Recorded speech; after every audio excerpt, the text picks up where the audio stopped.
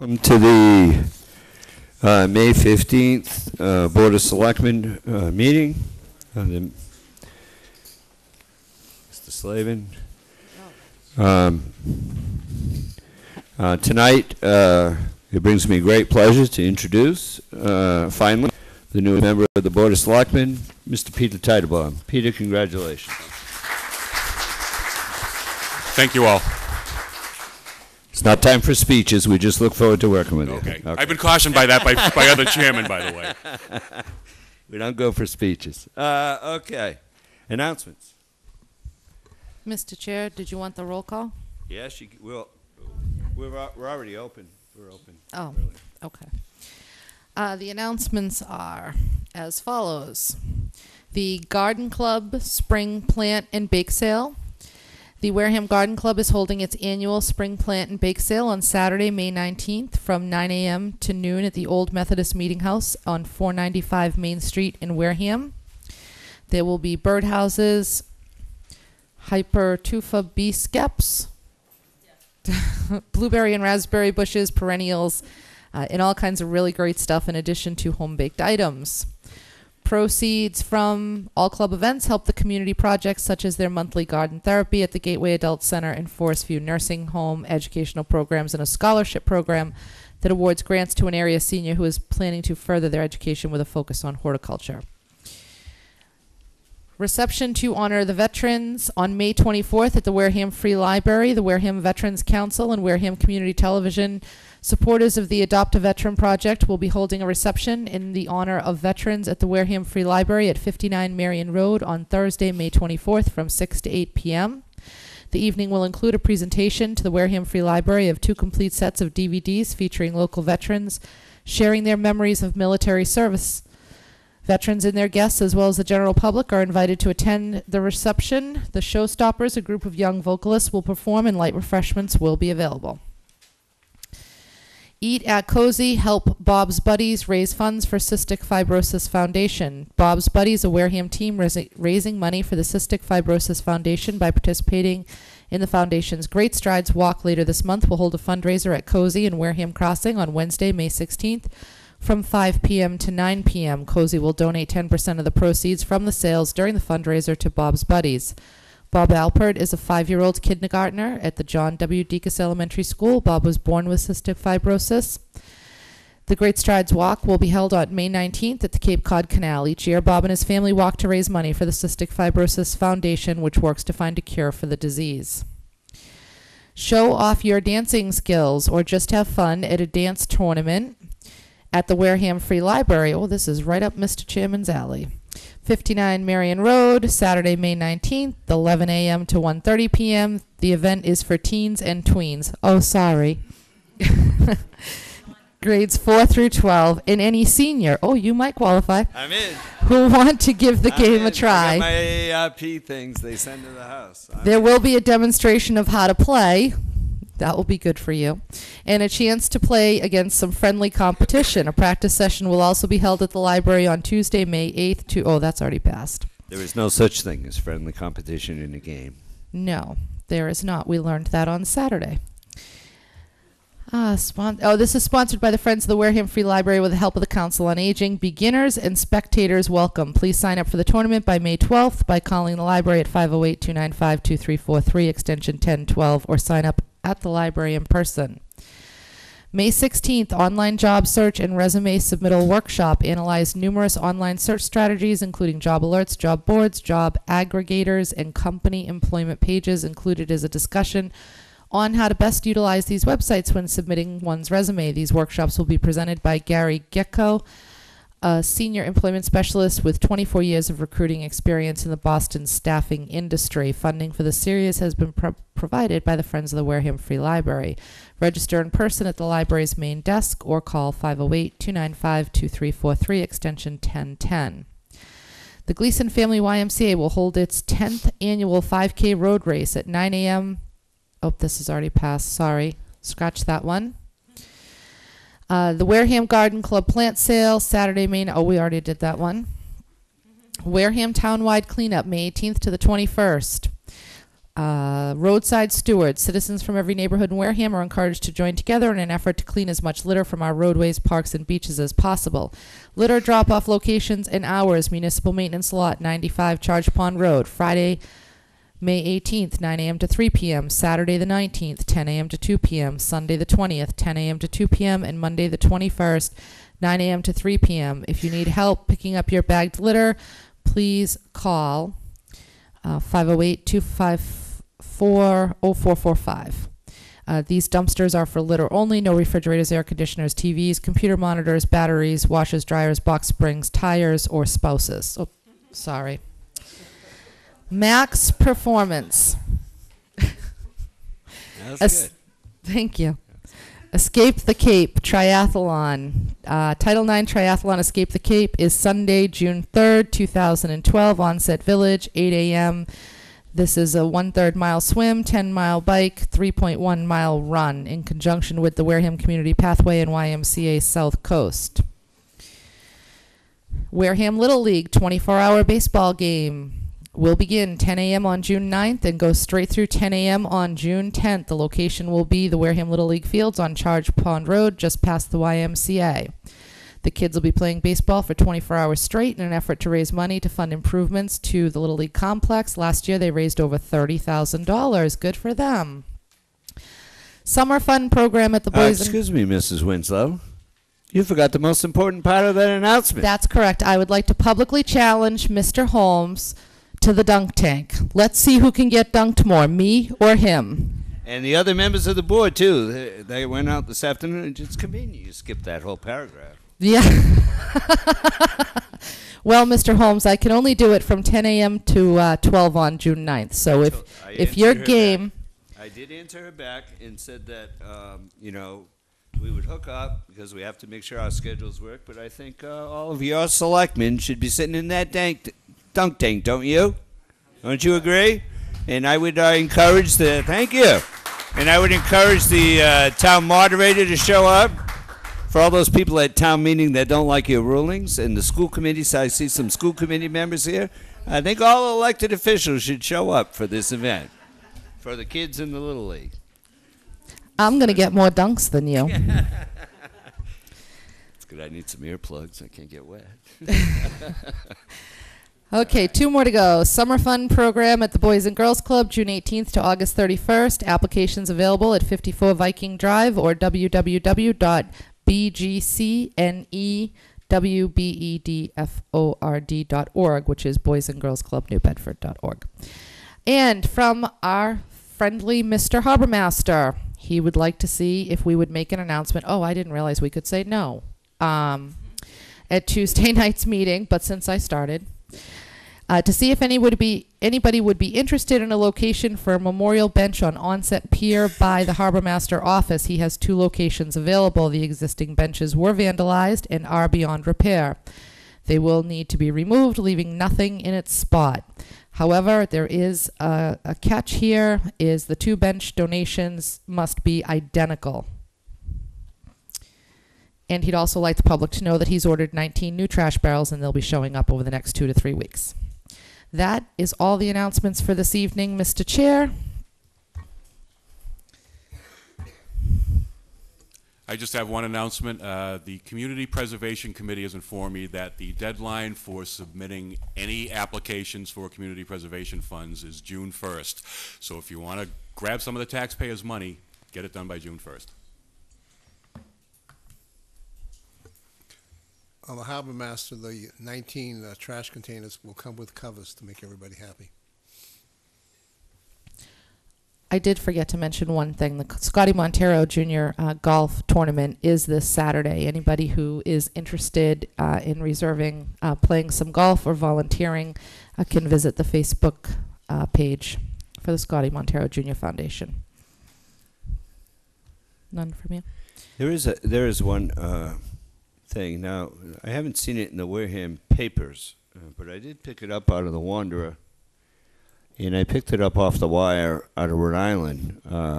Our resident paddler, Mr. Richard Wheeler, will begin a process of paddling, and I'm not a map wizard, but from somewhere in Rhode Island all the way down to the Cape. And I believe he's going to begin his journey sometime around May 19th. I don't have the article with me.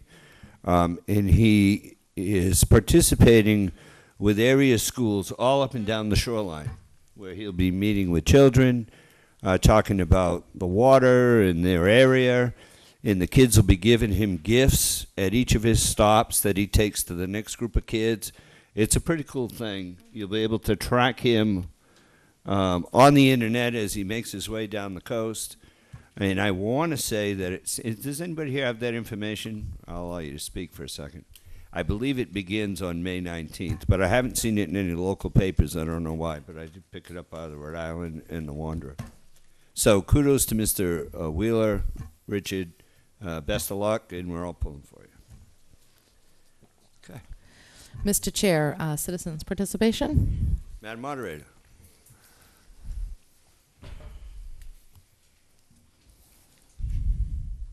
Mr. Chairman, Board, Claire Smith, Town Moderator.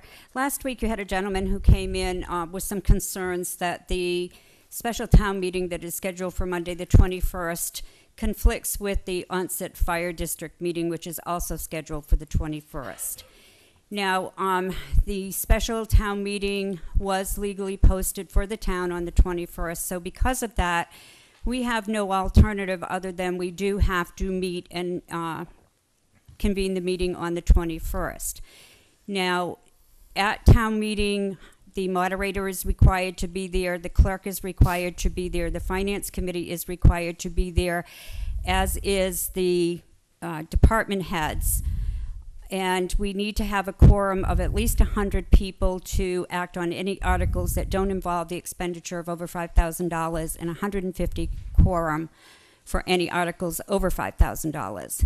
Now, having said that, if we do not have a quorum on Monday evening, the moderator would have the discretion to adjourn the meeting to a date and time specific, which the will of the moderator would be in that instance. I would adjourn the meeting to Wednesday night at 7 p.m. in the auditorium of the high school. That is the second night that we had reserved just in case. Right. The issue at this time of the year is that the school auditorium is taken for other events, and so we were very limited in nights. And were we to do that, we would need to make sure that we do have a quorum of 150 people that would show up on Wednesday evening so we can act on all the articles. And I believe it would be a fairly quick meeting at that. There aren't a lot of articles to consider. So I just wanted to bring this before you because if that might be out of courtesy to the district meeting and to the residents of Onset, if the voters would like to do something like that out of courtesy, and we don't have a quorum on Monday night, I certainly would be my will to adjourn the meeting to Wednesday night at 7. But if we do that, we need to be very clear and let people know they shouldn't come. Right. Because we can't have a quorum.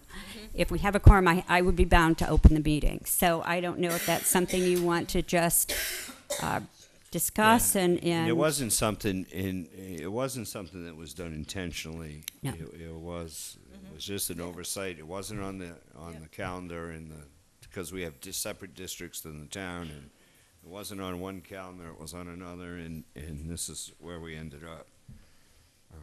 So. We're not going to make a motion on it, but I would say that to show up Wednesday night at 7 o'clock is what I think I'm hearing.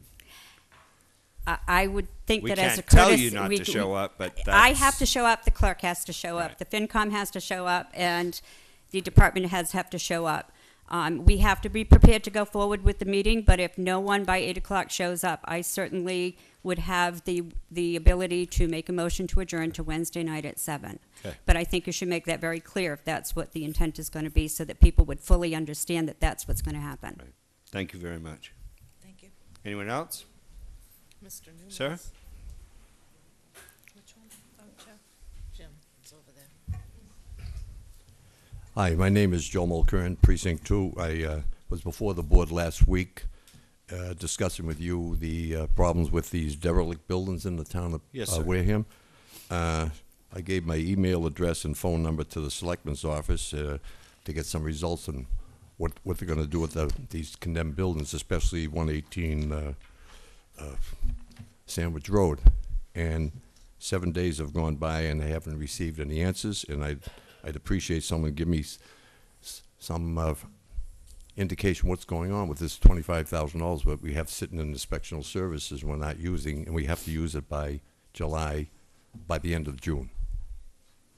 I'd like to have an answer from someone, please. Mr. Chair, Mrs. Winslow? we were advised about a month ago by our attorney that we need some type of permission to go on the property that we haven't obtained. If the property owner doesn't willingly give us permission to go on the property and clean up, then Whoa, time out. What was the address you gave? 118 Sandwich Road. It's been sitting there for a year and a half, and nobody's done anything, and I'm getting this garbage from the town. Okay, time out. Okay, Time okay. out. This is not a citizens' participation issue, sir. This has been tied up in legal matters. The way to deal with this, I appreciate the fact, Joe, that no one's gotten back to you. We will make sure that someone gets back to you tomorrow, but this is not a place for that discussion. Mr. Well, Foster, I- would you make sure that the appropriate person gets back to Mr. Mulkern tomorrow? And the board needs to have an answer on this as well, but this is not a place for that discussion. Well, I I'm think it sorry. is, because a It's year not. and Sir, a it's half not. we've been looking for I'm the telling you, document. it's not. This is a legal matter for the town, and we're not having a discussion about this. It doesn't take a year and a half to get this thing Well, resolved. Thank you. sir, we're not having that discussion here. No, I'm sorry. Thank you. And someone will get back to you tomorrow. Sir? Mr. Newman's also. Sorry? Mr. Newman over there has been All raising. right, I'll get to Jim. I'm trying to go around the room. Mr. White? Good evening, ladies and gentlemen. I'm Bob White, District 6. I want to tell you about Wareham's Coffee Hour this week, Thursday. The reason I want to tell you about it is because a representative of DECA is going to be there to speak to the group.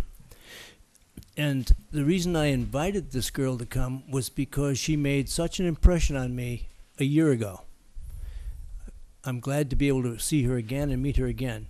But she's one of our Wareham High School students who's gone on to Bentley. So I am really encouraged to have her come Thursday, 9 o'clock, in the in room 225 in the Multi-Service Center. Thank you. And thank you for the Thank you, nice Mr. White. announcement on the reception on the 24th. Jim?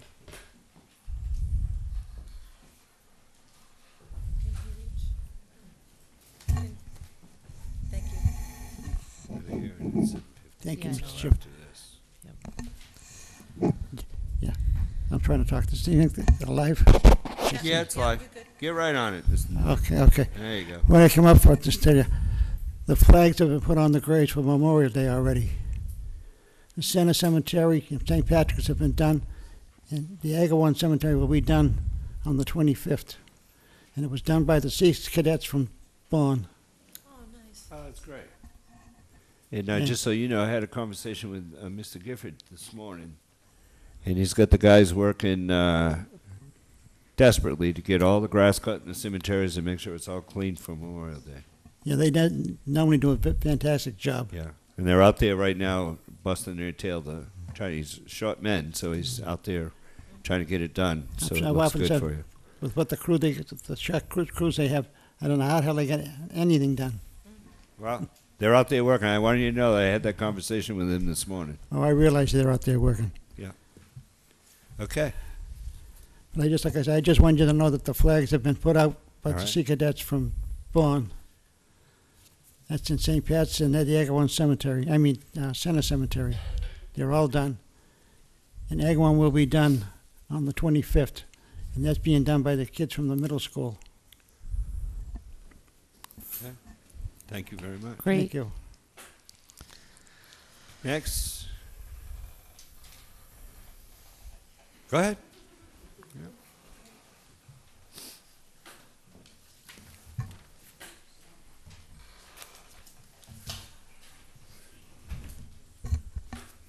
Good evening. Mike Flaherty, here tonight as the chair of the Wareham Library Board of Trustees. as you know, we have some openings, and I believe you have an applicant tonight, at least on the agenda, to interview. And we met on the 10th and discussed this, and we wanted to be clear on how the selectmen are going to proceed with this, because it was our understanding that people are supposed to meet at the board that they're looking to get on for at least two meetings, but that didn't happen the last few appointments with the library. So if you could. Yeah, the person, briefly, the person fills out an application. It is recommended, was highly recommended they attend 3 meetings. Highly recommended, not a requirement. The person then, as soon as we get the application in our office, the person is referred to the committee to which they are applying to go and meet the group, have an interview, whatever that case may be. And then we invite that person immediately to come in before the Board of Selectmen to be interviewed. Once all those things happen and we get a recommendation from the local board, then we make an appointment. Thank you for that clarification. And Okay. like I said, we met, and the trustees were adamant that process be followed. And it's not a reflection on anyone at all, but it wasn't followed in the past for the past few appointees, and they want to make sure it's followed this time I'd around. like to know when that happened, because in the last year or so, we followed that procedure. I don't The mean the 3 meeting is it was highly recommended. It's not a requirement. we understand, Okay. but I'm saying the last 3 appointees definitely did not meet for three meetings. It's The not a last- requirement, Mr. Oh, Flaherty. Understood. I'm just It's a saying. recommendation. Got it. Okay. All right. I think Thank that- you. Thank you. All right. Next. I saw another hand. Yep. Ma'am?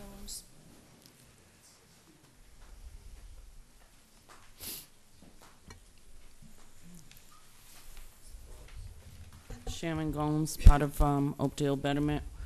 We're asking for a breakdown of contract 1. You are the only people that can give us that. We're hoping that you give us the okay to get the breakdown on contract 1 and 2. And What are you asking for again, Mrs. Gomes? the breakdown on contract 1 and 2. Breakdown, what do you mean? The breakdown of the cost, the For bill, contract 1? 1 and 2.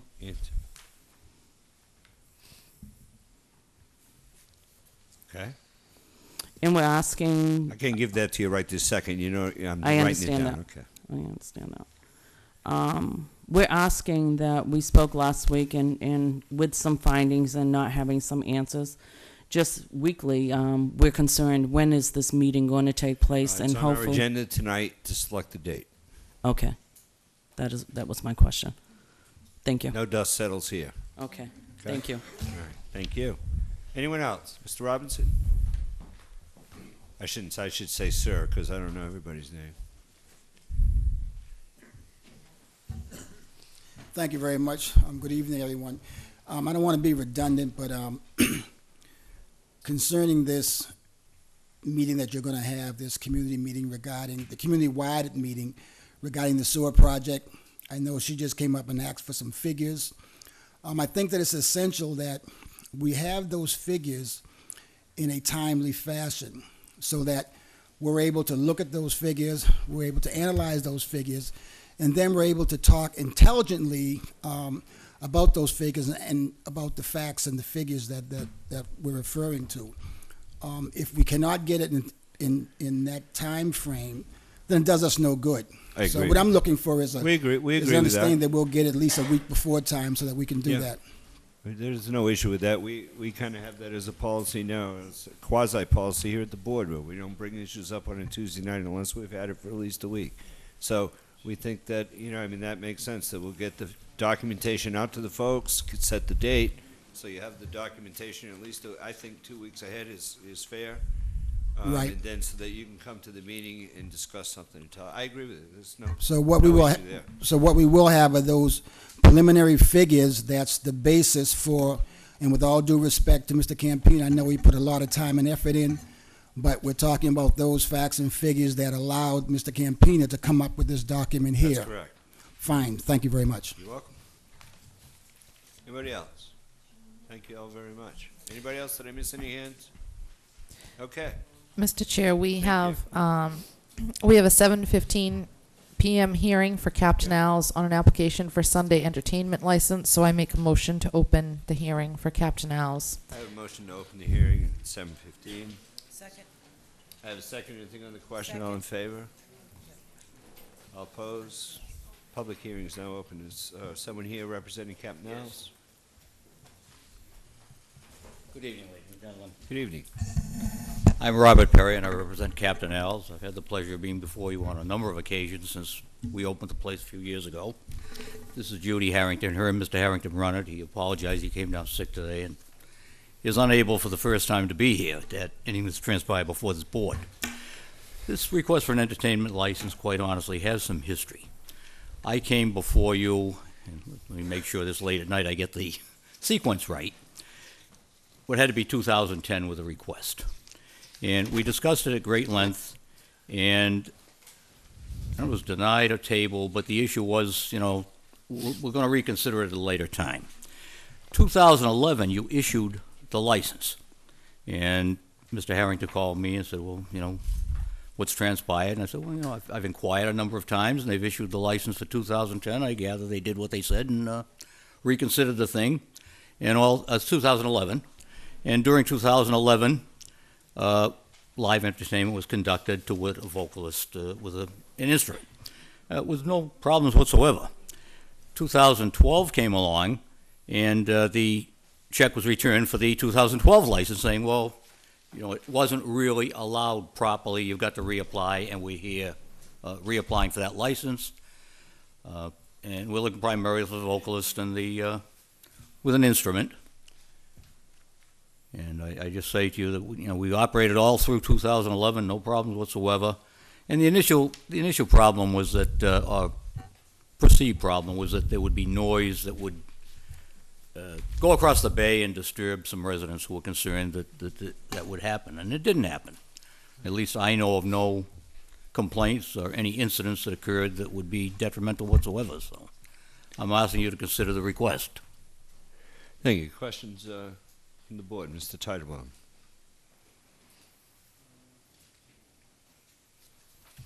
What period of time were you conducting the live entertainment last year? Judy, that till 10 o'clock, was it? Oh, the period of time was never later than 10. And when did you commence? We began probably mid-May. Okay. And through... On Sundays. On Sundays only? Yes. And when did you stop? Labor Day-ish or? Yeah, around that time. Okay. Thank you. Mr. Slavin. This is the same as back a couple of years ago when it came before the planning board? Same basic process? I would guess it has to be, Al. I don't remember going before the board a couple of years, but I've done everything for them, so the answer would have to be yes. Okay. There are no changes in the operation of this business to speak of, except that in 2011, we did apply for, based upon the request of the board, one of the new liquor licenses, and that was granted. And they operate under that year-round restaurant license that the 10 or so were given to the town of Wareham. Yeah, I think back then the only question people had at that particular time was the noise traveling, but there's been no complaints at all, correct? That's my understanding, Mr. Slavin, is that some of the neighbors were concerned that the noise, you know, the nice quiet bay in the middle of the night would carry over to their residences. And I don't believe that's happened at all. Thank you. Mrs. Begley? Thank you, Mr. Chair. You're welcome. The Captain Al's was closed for some months for some renovations, is that correct? And you're open currently? Yes. Did those renovations result in increased capacity in any way? We increased the bar area out on the deck. But does that increase capacity? Well, the capacity that we are licensed for is 55 inside, and the deck is not in any of the criteria that we are held to. Oh. I don't know if I can answer that question, because I'll be honest with you, I'm not positive of the answer, but I did sit with Inspectional Services recently concerning that issue. And all I can tell you is that Miles Burke seemed to feel that it did not increase the capacity in a strictly legal and acceptable to the town sense. Thank you. All right, that answers that question. Okay. But I see that the application here is for 7 days a week, from 1 p.m. to 10 p.m. for entertainment, is that correct? That's what it's, That was my memory. I heard Mr., I'm sorry, Ms. Winslow mentioned that it was a Sunday only. I thought we submitted both. well, the current application, I don't know what you submitted, well, maybe this is it. Just here, the hours, 1 to 10 p.m., Sunday through Saturday. There, to clarify, there are two applications. Well, there should be, because I think the Sunday Right. has to be a separate application. Correct. State law. So you should have both of those. So the And it- application, that's, okay, so that's my question for clarification. You're asking for an entertainment license for 7 days a week, 1 PM to 10 PM? Yes, that's correct, ma'am. But you've not had live entertainment 7 days a week, is that Oh, no, correct? just on Sundays last year. That was all we thought we were licensed for. Was just for Sundays? And we're increasing that request primarily to hopefully gain a competitive edge. We've got road work in front of the Yes. business that I understand is going to take maybe 3 years, and we're a little concerned about that. Mrs. Winslow? I don't have any questions, Mr. Chair. Is there anyone here to speak either in favor or opposed to this request? Seeing none? I move to close the public hearing portion for Captain Al's application for Sunday entertainment license. Motion made to close the session. Second. Second by Mr. Titlebaum. All in favor? Aye. Aye. 500. Mr. Chair, I make a motion to approve the application from Captain Al's for Sunday entertainment license and weekdays amusement license for live entertainment. And a motion made and seconded by Mr. Titlebaum. Anything else on the question? All in favor? Aye. Aye. All opposed?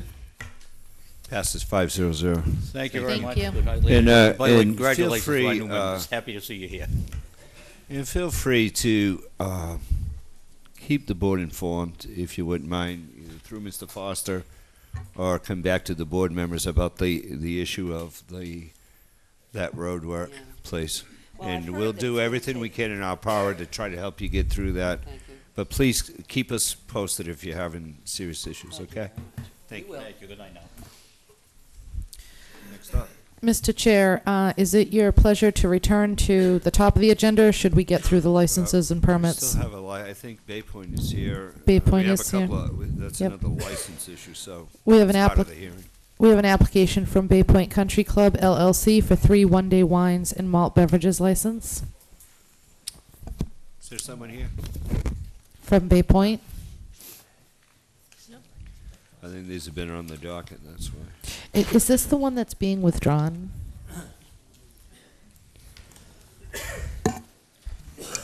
Don't they have a liquor license? No, these are This- for the, But this doesn't say pavilion. these are for the, The pavilion, but this does The not say pavilion. pavilion. 10 Bay Point Drive. But no one's here. Use of Shell Point Beach by Onset Bay Association for the 4th of July fireworks. Well, that doesn't mean you're going to approve these one-day things for their outings or not. I'm going to look, I believe we got a letter and that they may have been withdrawn, so let me double check. Can we go back up to it? But in the meantime, can we get through the people that are waiting?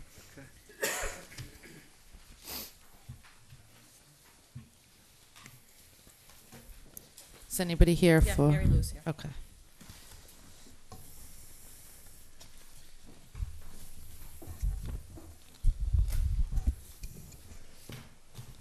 Good evening. Good evening. I'm Mary Payton. This evening I'm wearing the hat of the co-chairman of the Onset Wareham Fireworks Committee, and I'm accompanied by Eleanor Martin, who's the current president of the Onset Bay Association.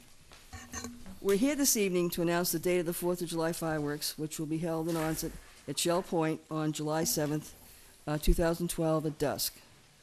I'd also like to announce that the committee will be holding a fundraiser at the Stop and Shop located at Cranberry Highway on May 19th between 10 a.m. and 2 p.m.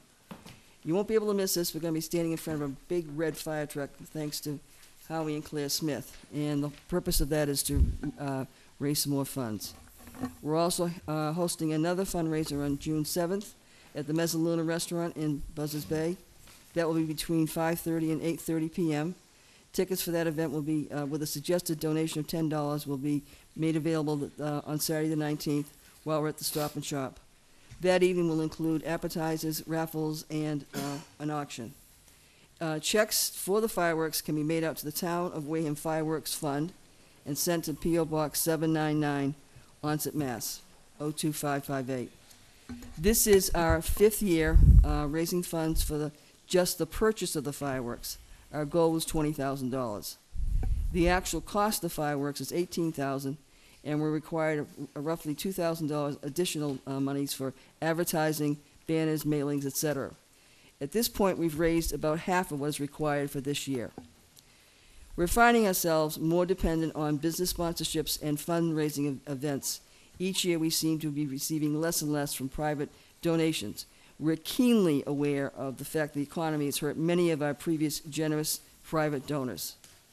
For that reason, we feel that it's more important than ever to host this free event where residents and visitors alike can enjoy a truly patriotic event and showcase Onset at the same time.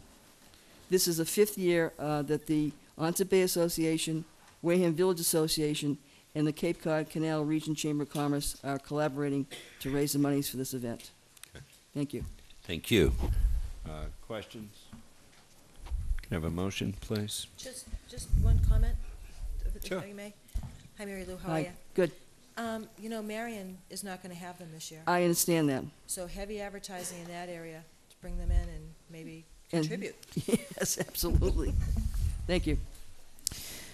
Mr. Chair, I make a motion to approve the use of Shell Point Beach by Onset Bay Association for the 4th of July fireworks on July 7th, 2012, from 9:20 p.m. to 9:40 p.m. with a rain date of July 8th. I have a motion. Second. Second by Mrs. Begley. Anything further on the question? All in favor? Aye. All opposed? 500. Congratulations. Thank you. You very much for all your hard work, and we We'll see you on look Saturday. forward to a clear night with no clouds, Yes, right? Yes. Thank you. That would be 7/7. It'll be like the lucky day. Okay.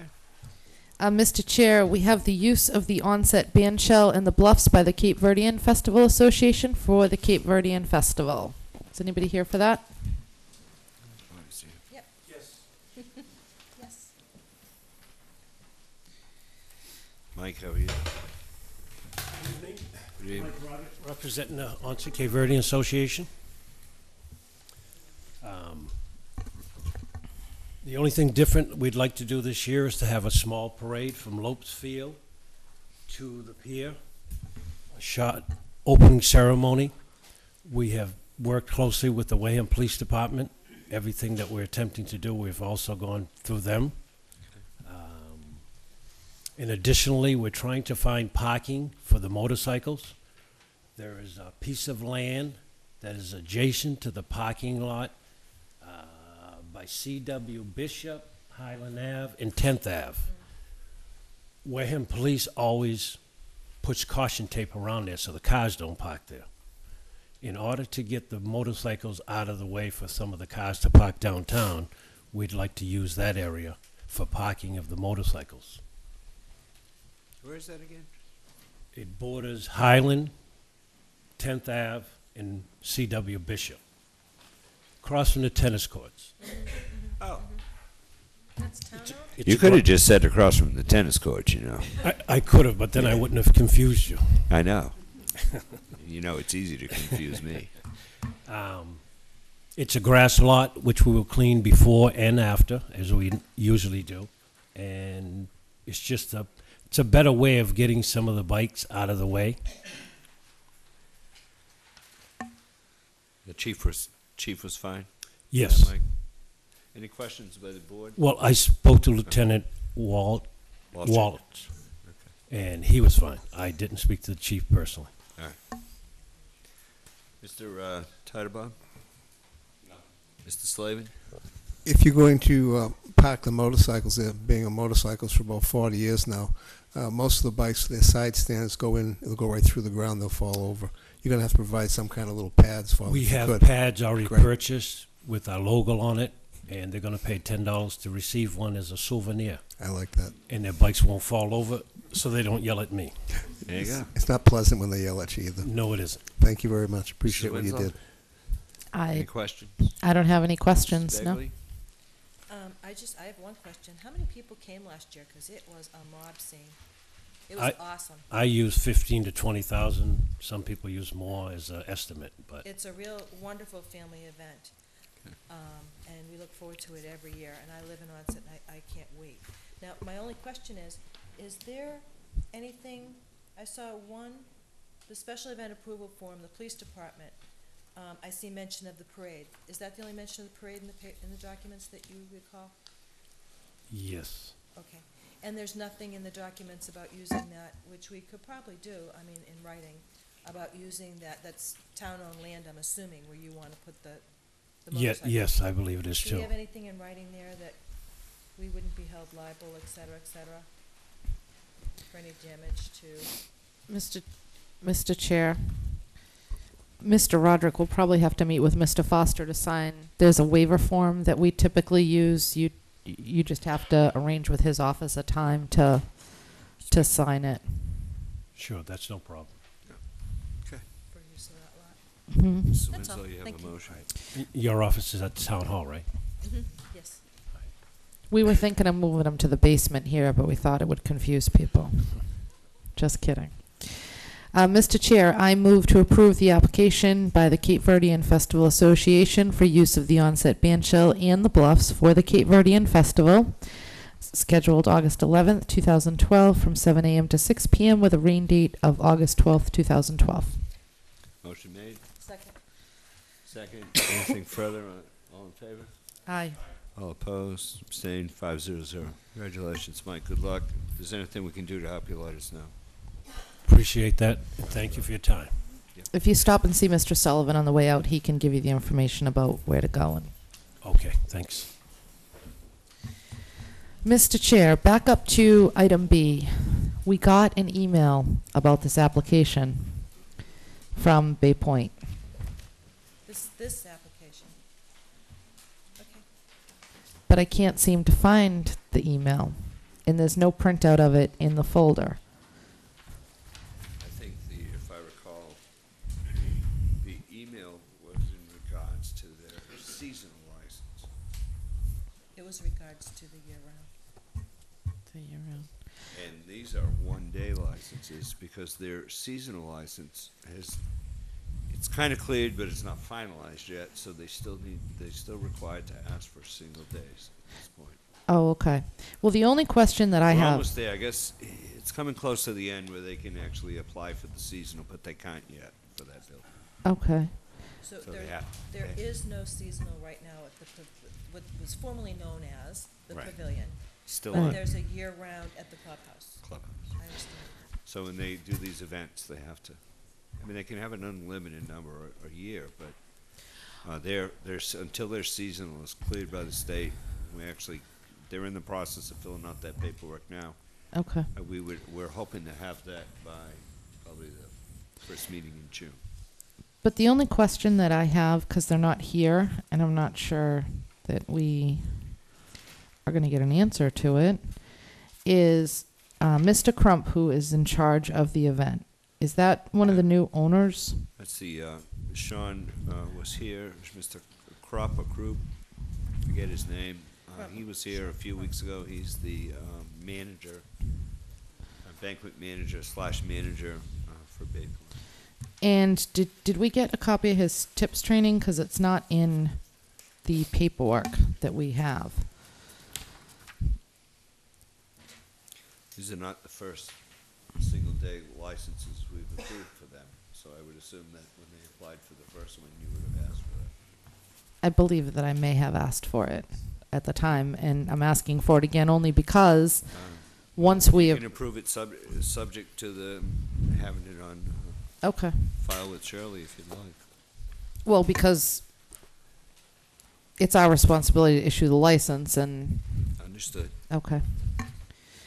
I will make a motion to approve the application from Bay Point Club LLC at 10 Bay Point Drive, Onset, Mass.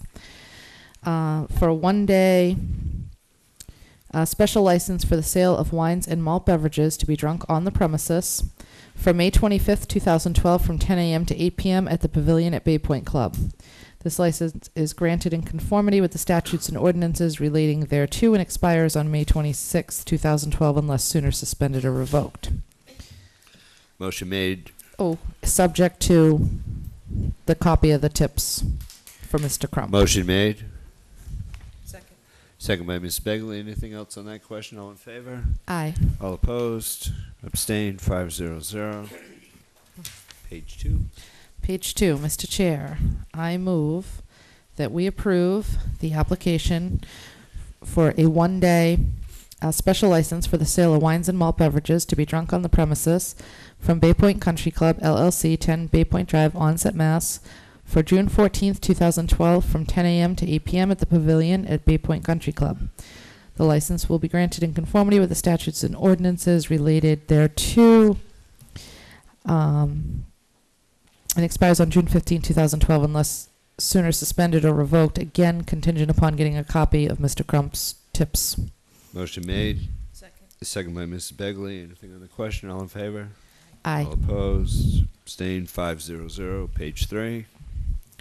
Number 3, I make a motion that we approve the application from Bay Point Club, LLC, 10 Bay Point Drive, Onset, for a special license for the sale of wines and malt beverages to be drunk on the premises on June 16th, 2012, from 10 a.m. to 8 p.m.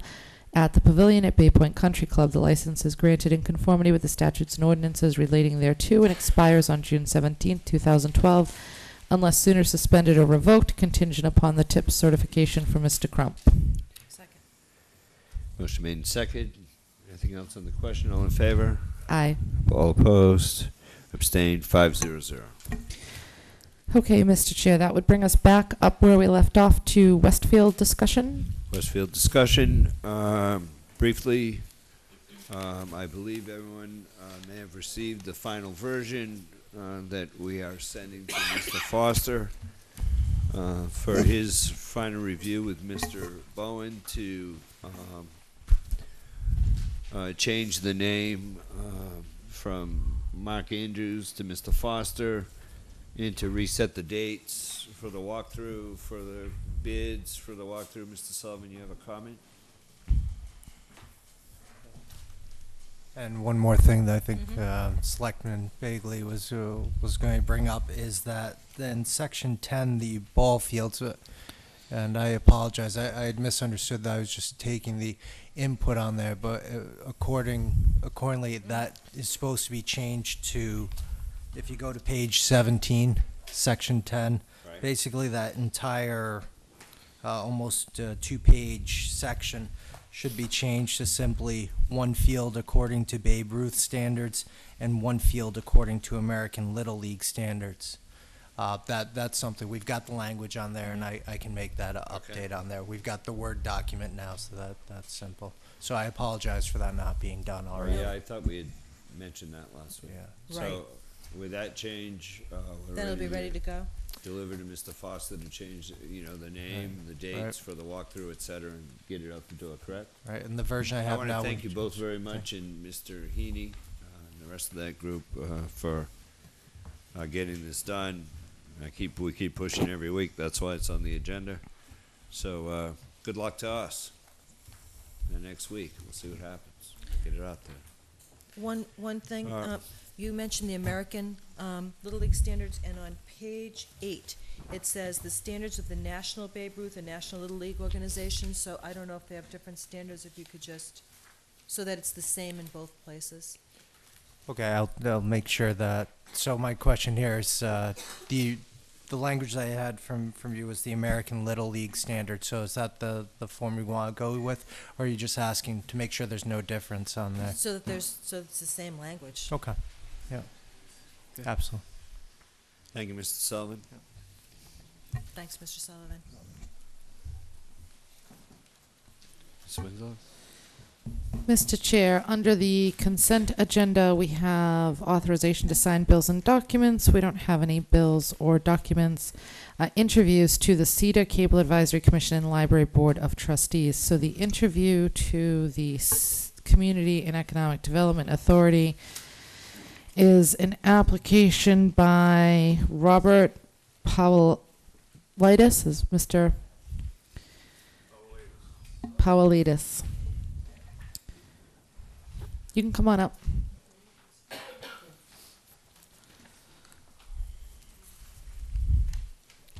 Good evening, sir. If you would just, Thank you, Mr. Chairman, members of the board.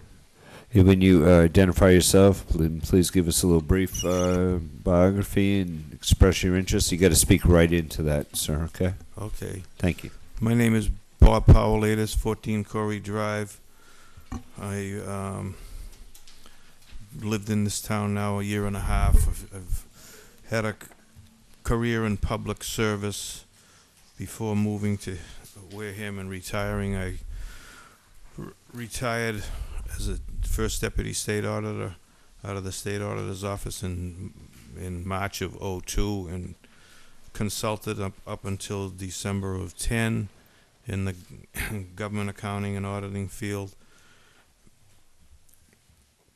I also had a other path in municipal service in the town of Holbrook, where I came from before here in the late 70s and 80s. I was on the personnel board, the water commission, the board of selectmen, and then I took a hiatus from that while my kids were going through high school and college.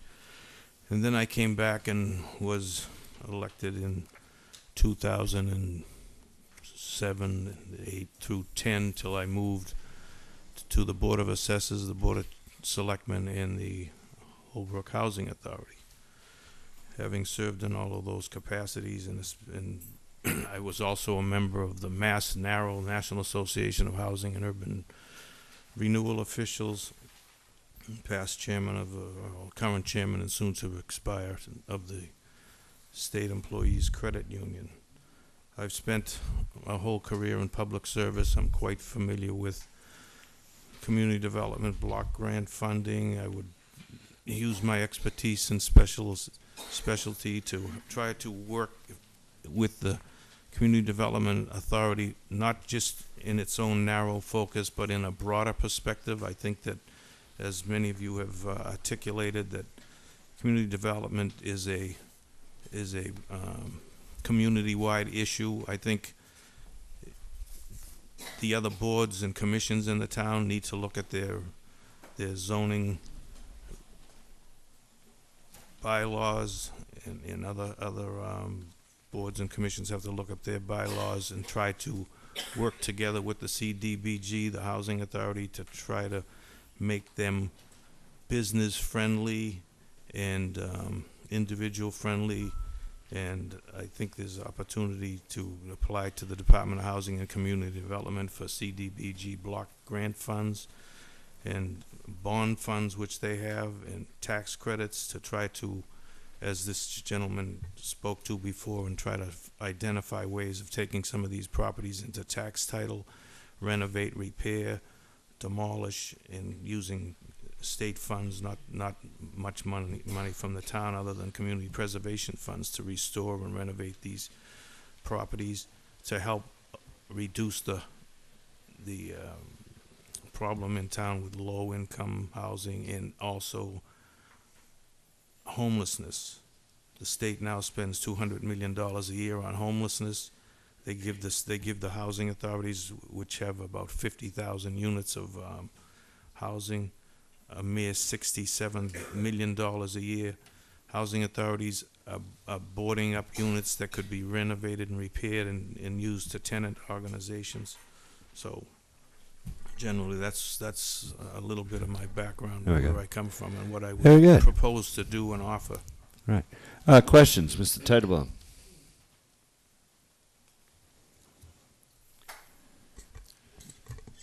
Have you had the opportunity to sit in with the CETA board for any of their meetings? No, I haven't. I heard the chairman's comment on that. I have spoken to Mr. Pina on several occasions, but he didn't indicate, I wouldn't say he didn't welcome me. He didn't advise me to do so. Okay, well, I- now that you've heard that we I do follow. strongly recommend it, I Yeah. guess is the correct terminology I here. would, I would you- certainly do that. Very good, thank you. First Monday, right? Yes. First Monday of every month. The new start time is Pardon me? 5 o'clock. And you actually have to pay attention to the postings because the meetings may be moving around the district or the town, if you will. Yeah. But they are posted every month by the chairman. Very good. Mr. Slavin. Thank you for applying. You probably would like to look up the regulations and the makeup of the CETA board, how it's set up, and the changes that happened. There was an act that was done in the middle 2000s, which changed the way the board runs, and it'll give you a better idea what you can and can't do. Mm-hmm. If you were a director of the CETA, you'd have a lot of things you could do, but as a board member, it changes drastically. Yeah, but I understand that, but I presume the board helps set policy and direction for the CDB director and so forth. Somewhat. I Yeah. just suggest looking at the Yeah. the makeup. It'll give you a better idea how it really works. All right, thank you. Mr. Winslow? Are you a United States citizen? Currently, yes. Thank you. Good Mrs. answer. Begley. Good answer. You have an extremely impressive Thank you. resume, and I should there not be a position available in CETA, I hope you would still attend. It is a public meeting, and there are many, many positions that are available to you in throughout the town. And please, if it doesn't work out, you can still attend them. I don't know, who's interested in continuing. I know some are, if not all. But there are many vacancies on our boards and committees, and you would be a wonderful asset to any one of them. Thank you so much. You're welcome. As part of our Community Development Authority, we have it's actually 3 pieces. We have the CETA board, and we have 2 advisory boards as part of CETA. We have the Community Development Advisory Committee, and we have an Economic Development Advisory Committee. So, as Mrs. Begley says, if there aren't any positions open or you're not selected for those positions, for that position that's being reappointed, there are opportunities on that board currently to serve in those, either one of those 2 advisories we have at openings, right? And I'm looking for a head shake here, yes. Both of those advisory boards have openings. I know one of our friends just left, so I know there's at least one opening on that, okay? And thank you very much. Thank you. Thank you. Mr. Chair, we have 2 applicants to to the Cable Advisory Committee. Okay. Mr. James Newman is one, and Pat Rumney. Is she here tonight? I thought I saw her earlier. Yes. Do you mind if Jim goes first? No. Okay. Come on up, Jim. Mr. Newman.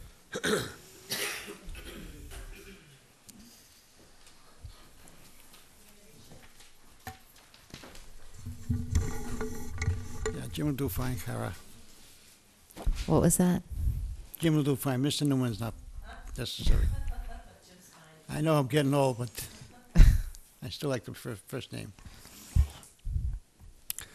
Okay, we're looking, this is for the Cable Advisory Committee. This is the board or committee that will sit and work to negotiate the contract between the town of Wareham and the 2 cable providers, Comcast and Verizon, not to be confused with an agreement that's being worked on between the town of Wareham and WCTV. Mr. Titlebaum, any questions for Mr. Newman? Yes. No, other than to thank you for applying. Okay, Mr. Slavin? That's all right. I served for 2 years on the advisory board for the first contract, 10-year contract with Comcast. Okay. And I felt I had some experience I would go back on again this year. Hi, Jim. I'm all set. Thank you. Mrs. Winslow? That's all right, Mr. Sullivan. I still know you, though you're wearing a necktie. There's green in the other. Mrs. Winslow? I don't have any questions because I already know he's a U.S. citizen. So, Mrs. Begley? Uncle Sam said I was.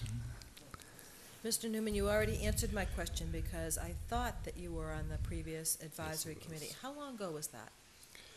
Do you recall? Would you believe 10 years now? Wow. Because it was a 10-year contract we signed with Comcast. I understand. 10 years ago.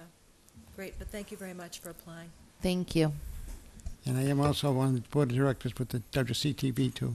Unpaid though, correct? Unpaid. Yes, that's and very. we've already cleared. That's very important. We've cleared Just those like my issues with disability the state ethics. department downstairs. That's an unpaid position too. Okay. Thank you, Jim. Mrs. Thank Romney? you. Pat?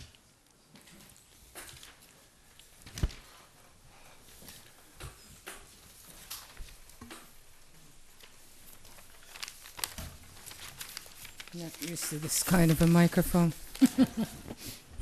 Good I evening. am Pat Rumney. I live in Wareham at 6 Helen Street. I've been there since 1975. I'm retired from the Commonwealth of Massachusetts in the District Court in New Bedford. I currently run a live show on WCTV from 8 to 9 in the morning, repeated at 5 to 6 at night. And my qualifications back with the town of Wareham, I was on the finance committee for 4 years, and I would like to be part of this. I feel I'm a person who pays on my cable bill. Right now I'm with Verizon. I was with Comcast, and there is some money going in there that goes to the town, and I really think as a payer that I'd like to be part of that committee that makes all the decisions. Questions, Mr. Titlebaum? Bless you. How long have you had your show on WCTV now? Well, I've been with Your Daily Gumbo for coming up on 3 years in July, but I formally host it alone right now since December. Okay, thank you. Mr. Slavin? No questions. Mrs. Winslow? Are you a U.S. citizen? What? Are you a U.S. citizen? Yes. Thank you. Yes. Mrs. Begley? Hi, Pat, how are you? I'm good. This is, you're not paid in any way at all No. from WCTV? No. So it's all volunteer work? Yes. You're not The on- show is voluntary, yes. So you're not in any other committees right now in town? No. How did we miss you? How did that happen? One didn't fill out a form. Okay. Pat, thank you very much Okay. for coming in. Jim, thank you very much Thank as you. well. I just have one question. Sure. Could If you I have a ask? question. When will you be deciding? I anticipate sometime over the next 2 weeks. We have a couple of other applications. We'll be doing the appointing. Probably next week we'll be appointing the Board of Selectmen member. Mhm. And then they'll begin to begin the meetings. So it'll be happening very soon, the next couple of weeks. Okay, thank you. Thank you. Wouldn't be me without a question. Next up, Mr. Mrs. Chair, Winslow. we have an application to the Library Board of Trustees by Mr. Raymond Davies. I have a one-page summary of my, Okay, Mr. Davies, thank you.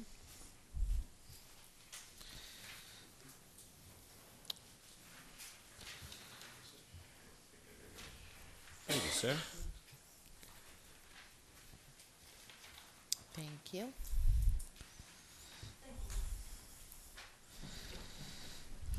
Oh, look, he answered my question right in his first sentence. He was prepared. Okay, this is for the Library a board of trustees. Yes. Mr. Titlebaum.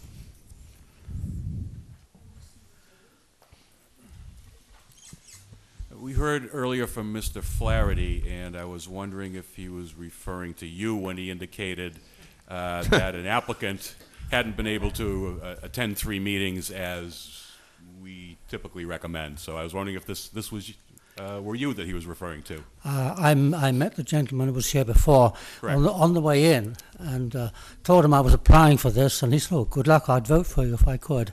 But he didn't say he was applying. But I've been unable to attend any meetings. I was away last week. I go away a lot, and if I may say so, this could be quite a decisive issue, because I am away for 3 months in January, February, and March of each year. Any other time I'm away, for example, I'll be away for the next week, I can plan around the meetings. But January, February, and March, I have to go south. The second big issue is, and you're speaking very slowly and clearly for me, my hearing is a little faulty. It's not that I don't hear the sounds, it's that I hear every third or fourth word if you speak quickly. Okay, well, thank you for your candor regarding your availability. I appreciate that. Thank you. Mr. Slavin? Mr. Davies, have you kept up with library policies and procedures in the U.S. since, I guess you started way back in 1945? Books have not changed very much, of course, except that I use a Kindle all the time now. But I would think that the problems are pretty much the same as they were. We were already going into sound discs, they were then, lending those, and lending film tape of slides and things like that, even back in the 40s and 50s. As regards to the computer part, I was ahead of my time because, as I've mentioned there, I designed the database in 1951 using written cards as a database in order to locate books in some 200 branches. And also, of course, I've kept well up to date with computers because that's been my main work for most of the rest of my life. Well, hopefully we're catching up to you somewhere. Thank you very much. Thank you. Winslow. Anyway, I can come south for January, February, March. I'm sorry. We go to Hilton Head every. I don't know if he means he didn't hear you, or if that meant no. I think it meant no. I think it was a no, but that's all right. I still like you. I don't have any other questions. Mrs. Bagley. Hi, Mr. Davies. How are you? I'm very well, thank you, Ms. Bagley. If you don't mind, I'd like to share a little bit of your resume. I'm sorry. Listening. I'd like to share a little bit of your impressive resume, because this is quite something. That you were assistant to the county librarian from 1945 to 1952 in West Sussex. 47 to 49, Royal Air Force. 52 to 65, the Atomic Energy Research Establishment. Yes. 65 to 68, an IBM lecturer in scientific computer programming. Yes. 68 to 69, project manager for YS Associates. 69-70, manager of software services. Yes. 70 and 72, manager of operations control for Citibank. 73 to 75, Burns and Rowe engineering, manager of computer systems. Yes. And 76 to 83, IT production manager for Commercial Union Insurance. Yes. That's quite impressive. I've been busy, yes. Actually, I worked till I was 70 for another 17 years, but it was as consulting for very many companies. That's quite impressive. I do hope, though, that you can attend a meeting with the library trustees. I would like to have gone there this week, but I already was away. I understand, but as soon as possible, as soon as your schedule allows, and then give them the opportunity to interview you as well. Yes, certainly. Thank you. Thank you very much. Thank you. Mr. Chair, next up we have interviews for reappointments to CEDA, the Community and Economic Development Authority, and we have an application from Mr. David Smith. I didn't see him tonight. Oh, there he is. He's way in the back. Are you hiding, Mr. Smith?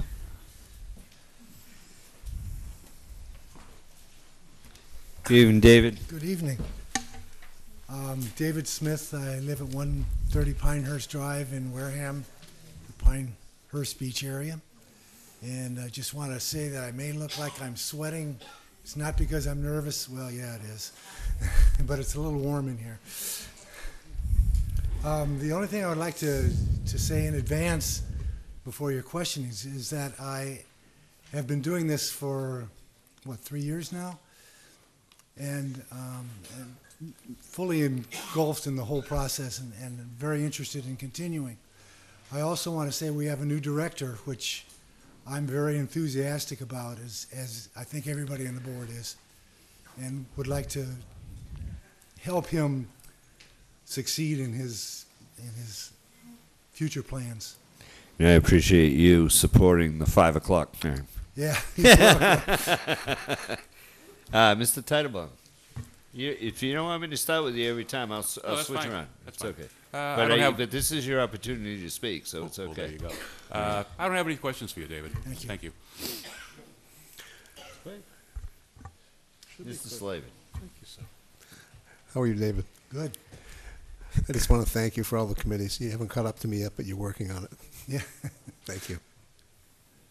Mrs. Winslow. I don't have any questions. Thank you, Mr. Smith. Mrs. Begley.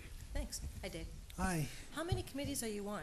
I'm on actually 2 committees, and then And you're an elected assessor. An elected So you're assessor. elected assessor on CETA and on the bike path. On the bike path, yeah.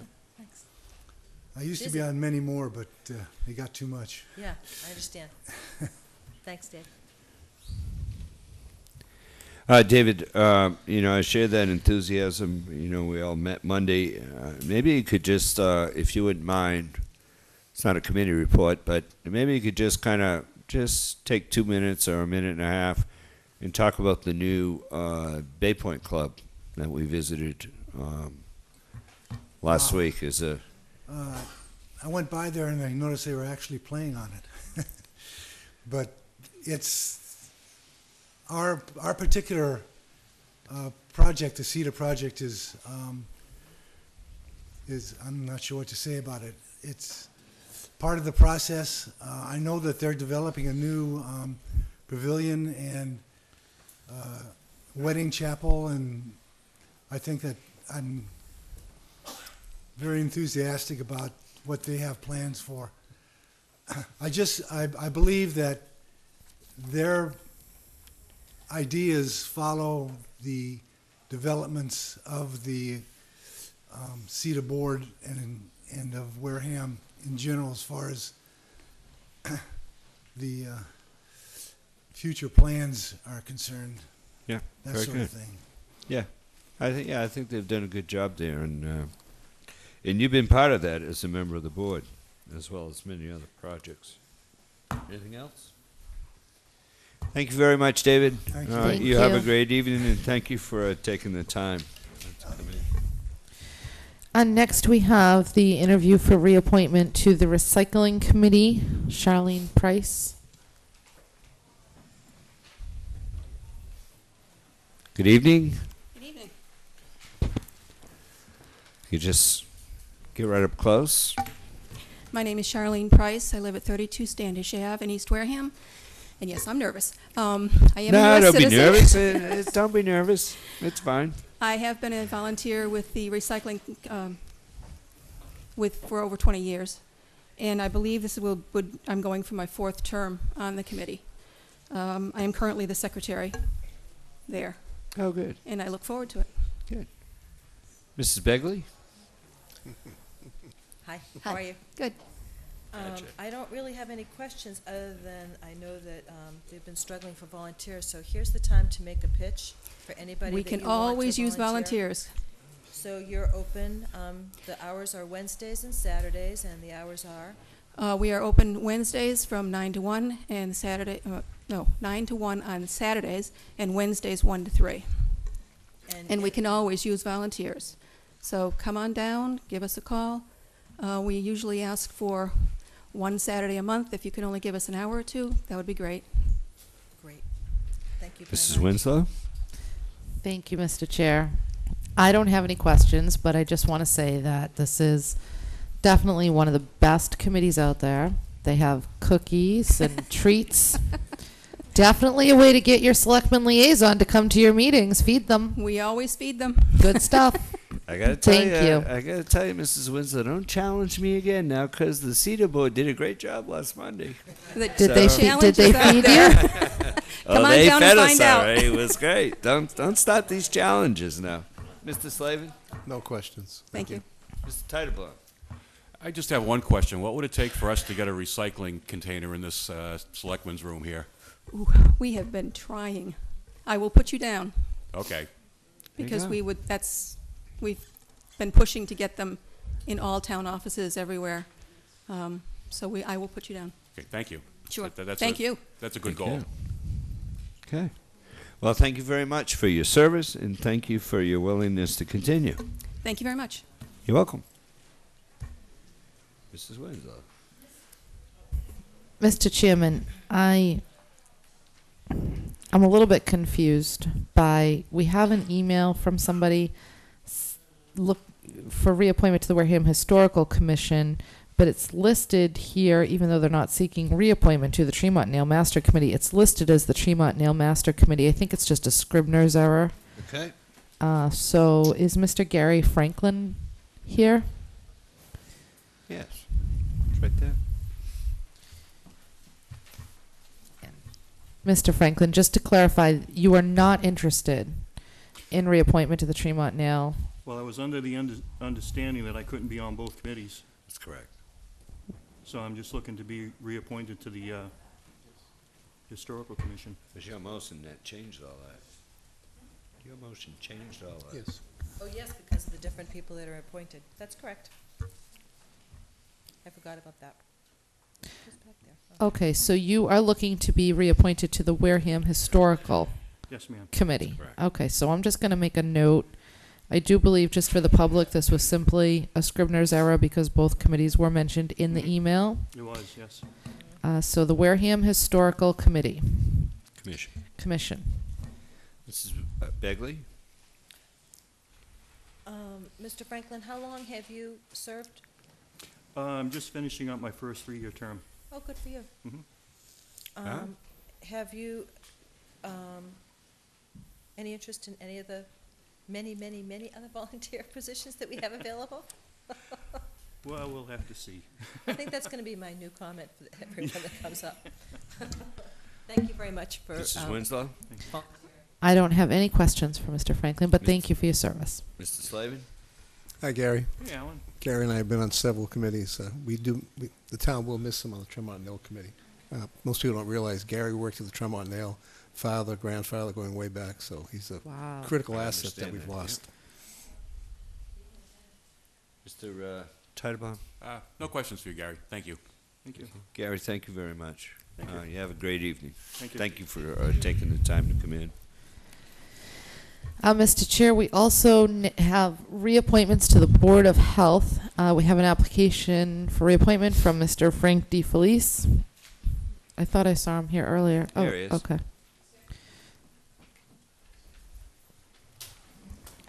Mr. DeFelice, welcome. Thank you. If you just give us your interest on being reappointed, that would be fine. Well, I've been on the board about last 4 months. It's been real interesting. I've learned quite a bit. I think I can continue to give quite a bit to the board since my background. I've worked with and still do work with municipal government. I work with the health agent in the town I work with. I work with the different departments, so that adds quite a bit to the board.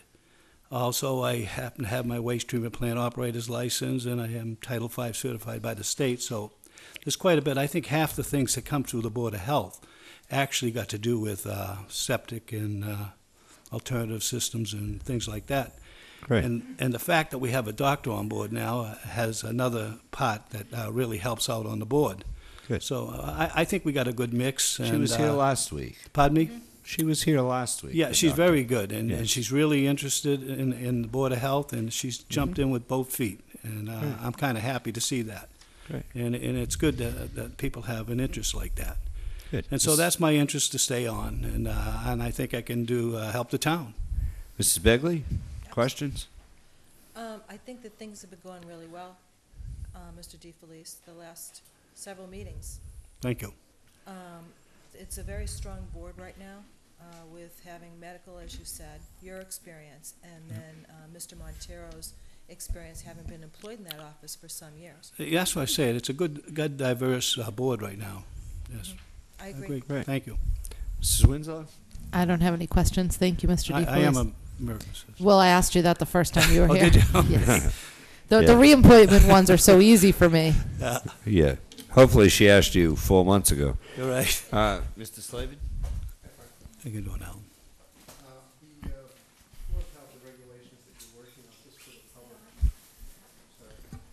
On the Board of Health regulations that you're working on, do you have some guidelines or time frame where you think you'll be at?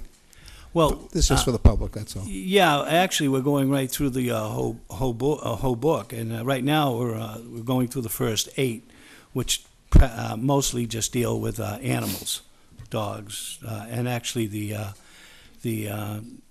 what I don't know what her name is, the one ahead of the dog. She's coming in front of us tomorrow, so we're going to discuss what we can do to help her too. So Good. that's what we're starting with. Thank you. And we're going to just work right through it. Mr. Titlebaum? No questions for Mr. DeFelice. Oh, Thank you. good. Thank you. That was Frank, good. thank you very much for coming in. I know you have a long day and you're a very busy guy, but thanks for taking the time. Thank you, Steve. Oh, you're welcome. Right. Next up. Next up, Mrs. Scarziotti for the Zoning Board of Appeals.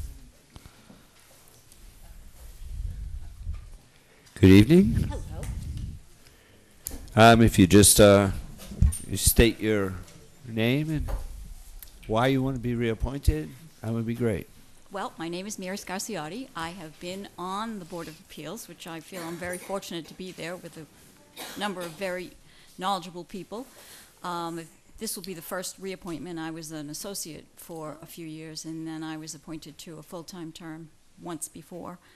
And I'm glad we have a town planner, and works well with us. And we have a great liaison, so it all works out pretty good. Well, thank you. Oh, you're That welcome. is me, right? That is you. Yeah, right. Yeah. Mr. Titlebaum. Does it go? No questions, Mrs. Scasiotti. Oh, thank you.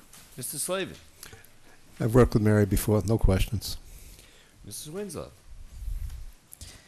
I wasn't here when you were appointed, so are you a U.S. citizen? Yes, ma'am. Thank As you. are all my children. Oh, good. There are 7. Wow. 7. God Oh, love I you. didn't realize you had 7 children. Yeah. Oh. Mrs. Begley.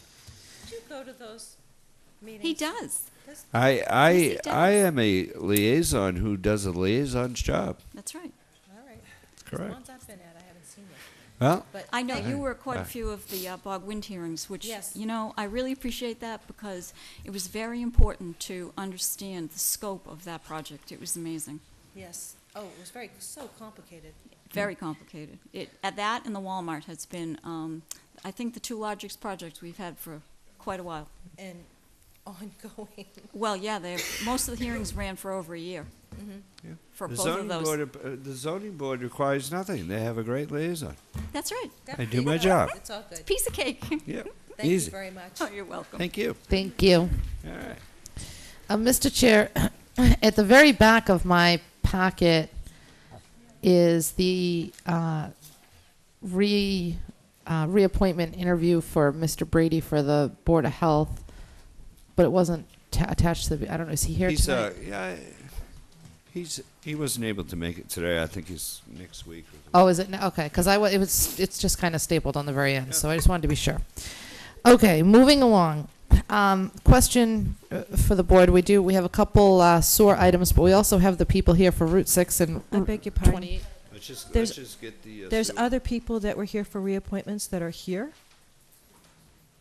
Reappointment Here? interviews, I believe, and I Gee. think Mrs. Connaughton is one of them. Did we miss the back page of one of those? No, I went I through saw every. you. Gene, come on up. I went through everything they gave me. It's not stapled here, but I see her here. Yeah. What'd you think? We were going to forget you? I thought you did. Ah, we wouldn't Well, forget you. Mrs. Connaughton, you did respond, because I'm sure I saw the Yes, email. I did. Yeah, And I saw received the an email to come this evening. Yes. Okay. I If you have this tell us close who you enough are 'cause I'm always a and grump about this. why you want to stay. I'm Hey, looking don't for- be grumpy. It's not No, good. I mean, It's Tuesday. when you're at home and you can't hear people, Ah. I like to be sure that I speak into the microphone. Okay. Go ahead. Well, I certainly am looking forward. We have a new director, and as you know, the years that I've been on the board, it's been bumpy. We've had several directors and a consultant, and I'm looking forward to the opportunity to work with a full-time director. Lots of new ideas. You've been to our first meeting, and I'm sure we'll be coming back to set up our priority list and let you know about them, but we have a lot of exciting things. We're visiting DHCD this week to talk about some of those projects that we'd like to propose. Mhm. And so I'm looking forward to staying on the board for another term. Great. Mrs. Begley? I'm glad I saw you sitting back there, Mrs. Connaughton. Thank you.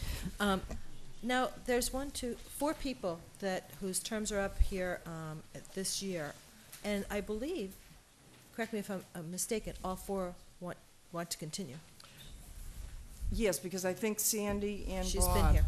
I was surprised to see 4 coming due at on the same year, because I thought I sat with them several years ago and we staggered the terms, unless when new people came on, they didn't stagger the terms when they had new appointments.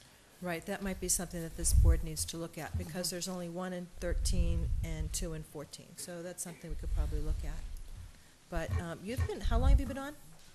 Since December 2004. Wow. We've seen some changes, but thank you very much. Mrs. Winslow? I do apologize for that, Mrs. Connaughton. It is paper clipped to the very back of the folder, but it wasn't in our packets. I don't have any questions.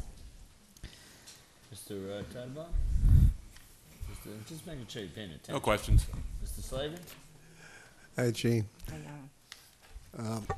Basically, I know we've had a hard road with CETA trying to get things done. With Mr. Pena on board, I'm hoping everything really works well for all of you. Thank you very much for all your hard work. And do you not also have the best liaison in town? You know, none do of you the not? We do. Thank you very much. None of the Okay. rest of us asked. When Well, hey, that's not my fault. I ask the questions I want. Thank you, Gene. I know you're excited. And maybe you could take a minute and a half and just pick one of your other projects, maybe the day school up at Industrial Talk Park. about Maybe the you could take a Recovery couple Road. of minutes. We did meet at Bay Point last week because we wanted to review some of the things that they had, some of the changes that they'd made, and we had a nice meeting there and toured the property, and they've made a lot of improvements. I think they have a ways to go, but I think everybody who visits the pavilion will be very impressed. I think it's one item that everybody in this town has always wanted, was a place where they could have a wedding and stay in town. Now all we have to do is have a couple of hotels so that they have some place to put their guests. But they're certainly improving the golf course. We're also doing work. Recovery Road, as Selectman Chairman Holmes mentioned, is a piece of property that it's essentially town property owned by CETA.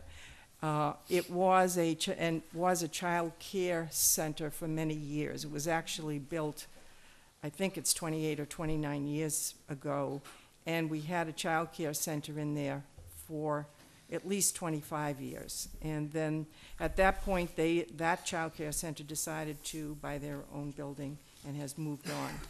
So we have leased the building to I always forget, Helen Bradford. It's the Christian Donovan Center. And primarily they deal with autistic children, and they do special education. But over the years, if I could digress back to that 25 years. Well, don't go too far back, because we Okay. got to move on. Okay. Okay. But essentially, there were no renovations made during that time. It was a new building 25 years ago, and it was new. When CETA was created in 2005, we discovered that nothing had been done. So we have been working to renovate the building. We finally have the funding, and we're moving forward this year with the new CETA director to renovate the building from top to bottom. Very New exciting. Heating system, electrical, et cetera. So it's a great project, and we're really glad to have this school in town. And they service not just Wareham, but all the surrounding towns as well. Thank you. May I just ask a quick question? If that's serving children with disabilities, is the building ADA compliant? Yes, I believe it is. Thanks. It would have had to have been, we had it inspected before they came in. Thank you very much, Jane. Good luck and Thank you. keep plugging. And Thank you I for do checking see, me on the agenda. and I do see the glasses of the man we're all talking about in the room, Mr. Pena. I will publicly acknowledge you everywhere I go. And to our folks in town, call Mr. Pena. I won't give you his cell number. Call Town Hall, and they will get in touch with him. Business owners, call Mr. Pena, Mr. Pena, Mr. Pena. Next, Mrs. Winslow. Mr. Chair, I just want to bring up the question that I had for you. We have a couple items under SOAR, but we have the Route 6 and 28 reconstruction presentation. Which do you want to? I think the sewer should be pretty quick. Okay. So we have the SOAR tie-in at 4 Dusty Lane. Is Mr. Campina here? There he is.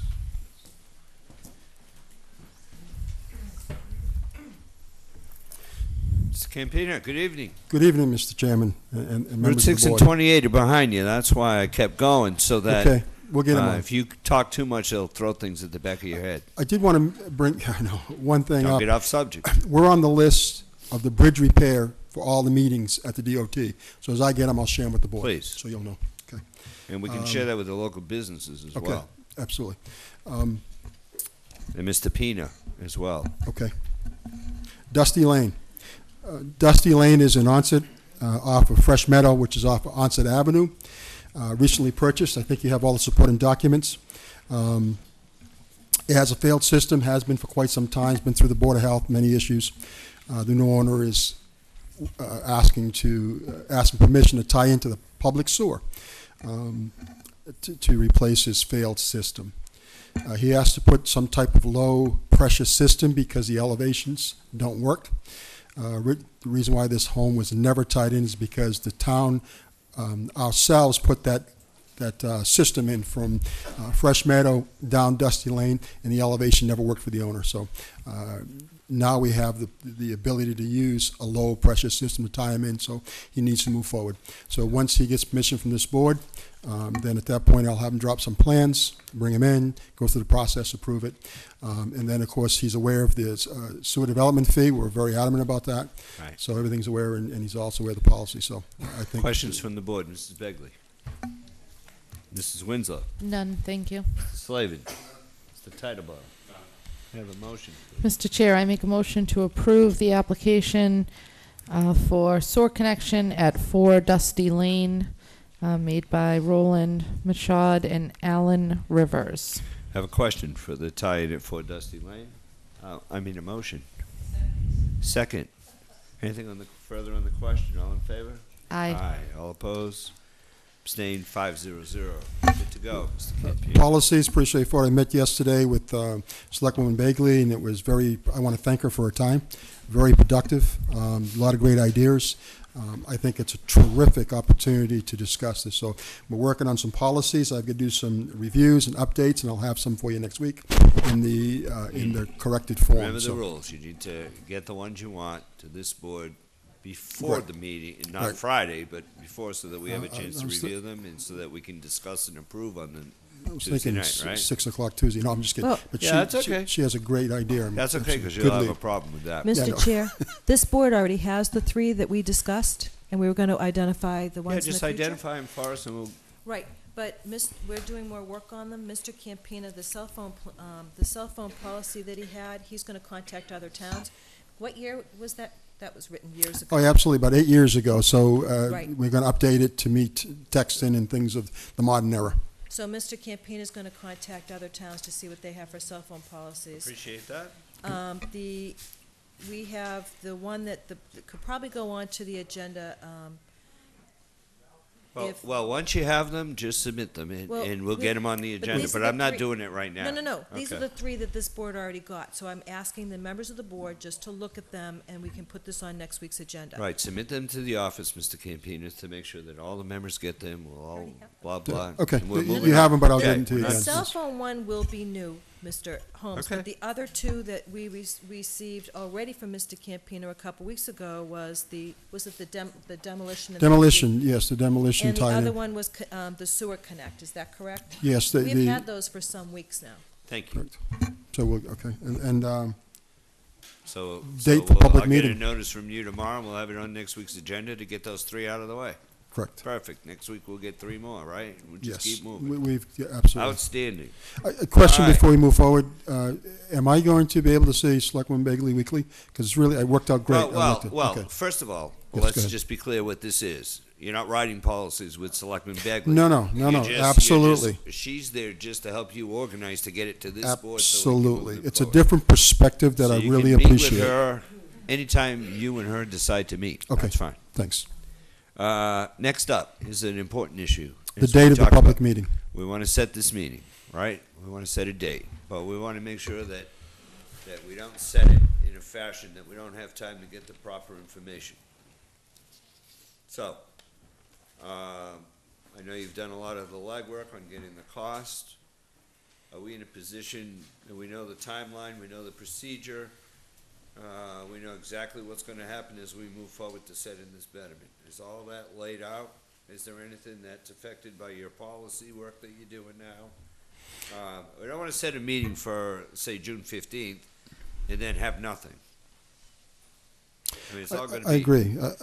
I want some clarity here. We can set a meeting to discuss the issues surrounding the costs. That's not an issue. I've dug up some of the receipts, the backup. We can vet all that. I don't have a problem with that. But my question to you would be: is the acceptance of the pump stations? We're not there yet. Is that going to be part of this process? The agenda for the meeting is pretty simple. One, we will be discussing how a sewer betterment is generated. Correct. Right? How it's achieved. Correct. Two, we're going to talk specifically about the timeline. I would expect Mr. Foster to have great input as both the collector and the town administrator as to how that process works. Once the betterment is set, when do you have to pay? What are your options, et cetera, et cetera, et cetera, right? All that stuff about the payment. Then we would move into the timeline, and here's the timeline of when all this happens. Then we would have the folks here that represented us and got paid very well to explain the cost in fairly good detail. Certainly not 30,000 feet, more like 15,000 feet, because people need to understand what they're about to be paying for. It doesn't have to be at the 1,000 foot level. I paid 16 cents for this, but at least at the 15,000 foot level, we want some detail, right? And then we should be able to answer any questions. So anybody who needs to be there to answer questions about what this was spent on, or Mike Judici, those guys need to be here. Maybe Chris can come. Is it Chris? No, Mike Judici, probably Tom Casey. Yeah. From CDM, I would suggest Mr. Deshays, the attorney. He's got legal questions. Right. And if you're talking about big ticket items, $250,000 went to the police. Do you need a representative from there? I don't know. You tell me. The gentleman who works with in the trailer there. Chris Sharp, he's been moved out, and he was on layoff, and then he's back working another area, so I can ask and request, because it'd be nice. From those groups. But Tom was there. Yeah, Tom. So Tom could probably be able to answer for Chris, I'm and those suggesting. are the groups. So one, we need Okay. to make sure they're available. Two, we need to make sure that they're ready to go. But that would be the agenda, so that by the time, and it's not going to take all day, but by the time we get finished, anybody who comes there is going to have the information they need to go home, and we'll have to have some packets made, et cetera, et cetera.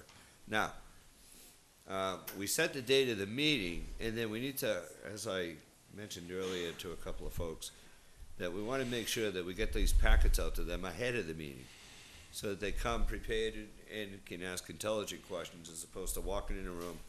Here's your information. Now go through all this and read and try to pay attention to what's going on. How many we want packets? to make sure that information is prepared ahead. Packets to groups or individuals? I mean, I'd be Everything clear on I that. just outlined in terms of the agenda. I understand How that, a betterment is set. There should be a page on that. I understand that.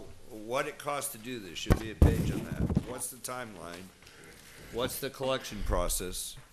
There should be a little booklet that we're going, not a booklet, but some pages that we're gonna hand out to people. Here's your. Okay, for all 276 potential participants, is that what you're saying? Okay. There are 276 people that are gonna pay a benefit. 273 actually, but okay, just want to They make sure, all that's need what I'm to- asking. They all need to have this information, right? And so we wanna make sure we have enough packets available in case Okay. they all show up. And the ones that don't show up, obviously, we're gonna send it to them. Okay. Everybody has to be notified, right? I agree. I mean, I have a problem with done that. ahead of time. So listen, I have no problem scheduling the meeting at a more future date to make sure that all the information is complete and sent to the people in advance. What I don't want to do is have another rush meeting and have all these people show up and give them no information. So, you understand where we're going? Absolutely, so it's reasonable. Sometime in July, gives us the month of June. I don't know. Board's feelings? I personally would like to get this done by the end of June. Yeah, as soon as I mean, I think that, I understand we need to take our time about getting all the information together and getting it correct, but Can I'm, you see the calendar, Mr. Titlebaum? When do you get up there for a Saturday morning? well, in End June, of June. You got the two, second, The 16th, the 23rd, 30th. or 30th, those are the last three. Well, it's 4th of July week. yeah. And the other thing about doing it is that, you know, if we did it at that time, probably have a lot of the folks here that are here part-time. If we do Summer it folks. Like the 23rd-ish. Yeah, 9 a.m. on the 23rd. Certainly not on 4th of July weekend. That's No. just not- And the weekend before is the volunteer thing, isn't it? That's Tuesday night, the 19th. So you got the 23rd of June, you have the 30th of June, 14th of July. It's only a couple of weeks away, so, I mean, if we can get all this stuff put together in time, you know, I was thinking more like 14, 21 July, so, have a real meaningful meeting. I mean, you're gonna I don't wanna rush and put all this stuff together. Because I have to get it together and mail it out. I got mailings I have to do, so my first approach is mailings. So that's why I don't want to rush it, because I have to get the mailings You've out. got to announce the meeting, we have to notify the Absolutely. meeting. That all has to be done. Publish. Well, the 14th of July is 2 months from now, so there's no reason why that can't be accomplished in that time frame. That's So- what I think we agree, do it- because I have to do get it the printing right and all that, so instead of yes, doing it absolutely, in a hurry. absolutely. And then you have a lot of summer people who will be here that weekend. Get as many of us as we can. I will It not is- be here that it weekend, is just the so you know. summer, we understand, but, So 14th, 21st, pleasure. 14th of Mr. July? Titlebaum, comment? Well, Mr. Chairman, I would suggest that perhaps we ask Mr. Campina to prepare some draft information so that we can go over it and we can decide whether we're at 30,000 feet, 15,000 feet, or whatever ahead of time, so that we can ascertain that there's sufficient detail to inform the users. Okay. And maybe what we do is take the 14th, 14 July, 21 July, and let's put out an email, Guy, you, because you can do it, to Mike, Chris, Tom, right? The members of the board, those folks who have to be here for that meeting. And let's see what we have for a consensus in terms of who can make which date. It doesn't make any sense to set a date and then have key players not be able to make it. So if we take those 2 Saturdays and he sends out, 14th and 21st, and get a feedback, okay. yeah, I think either way. Wait a Mr. minute, Slavin? did you say the 14th and 21st? of- Yeah, July. Of July? Yes. There's a lot of, I want to get this right. I'm sorry? Oh, you can't ask me. Well, you I can was ask I questions was on hopeful the for date of a June. meeting, that's okay. Mrs. Winslow? Excuse me. I had hoped for June, but I understand and I'm fine with that. I am, however, not available on either one of those dates. So just so you're aware, because those two, I mean, Mr. Slavin has to recuse himself and, Well, there's no yeah. votes. Okay. But I just wanted to make sure you knew that I would not be available on either date. You don't want me to tease you. You can tease me. Mrs. Begley? No, I was just as always, I'm hopeful to have it as soon as humanly possible, because that will be beyond a year since the last one, well, since the last public meeting. But, so be it. Well, we had our And we workshop. should- We had we a should workshop. We've had a then- couple of workshops, so But It's not we been should, a year since we've had a public meeting. but I think that it should, this board have any questions about that current contract or whatever, now's the time to ask Mr. Sharp, Mr. Judici, et cetera, to come prepared to answer those questions. Absolutely. Particularly with pump stations that aren't functioning the way that are supposed to be functioning, et cetera, et cetera. Absolutely. Given the timeline, I'm thinking that we get the email out to check on the availability on those 2 dates this week, and certainly by June 8th. That's a week and a half, given the holiday. June 1st, a week and a half, given the holiday, and a couple of extra days. I would expect that we would begin to see a draft by the 8th of June. Final copy by the 15th of June. No later than the 19th of June. Mr. Chair, Janet, please write this down. Mr. Chair? Yes. Could we get, could this board get a copy of the contract? I've never seen the contract for. Okay, Mr. Campino, can you take care of that? Copy of the contract if you have something. I have the. I don't have the specific. Well, I'll dig it up. If it's a huge book, make it available. I can do that, but that's the specs. We need the contract, I believe, between us and CDM. I think that's what we're. I think that's what she's looking for, the actual contract. I'm not looking for the specs of the design and the project. I'm looking for the contract because. Thank you. We have some issues with billable hours, et cetera, and I think it would be nice to look at the contract language. Yeah, at least if it's huge, make it available, please. Okay, if we could get back to this again. Draft the 8th? No, first. First? Oh, yeah, that's 2.5 weeks. There's a holiday in there, but it's still 2.5 weeks. Draft on the 1st. We're looking for the final on the 8th. Distribution by the 22nd. So that folks would have it the last week of June. They would have 2 weeks to review it on their own. That would give people that are here for the holiday time to look at it if they're out of town. And the meeting would be on the 14th to the 16th.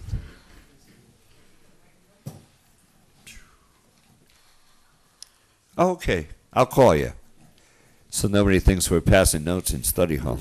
I will call you after 9:30. Does that sound right, Mr. Campina, the board members?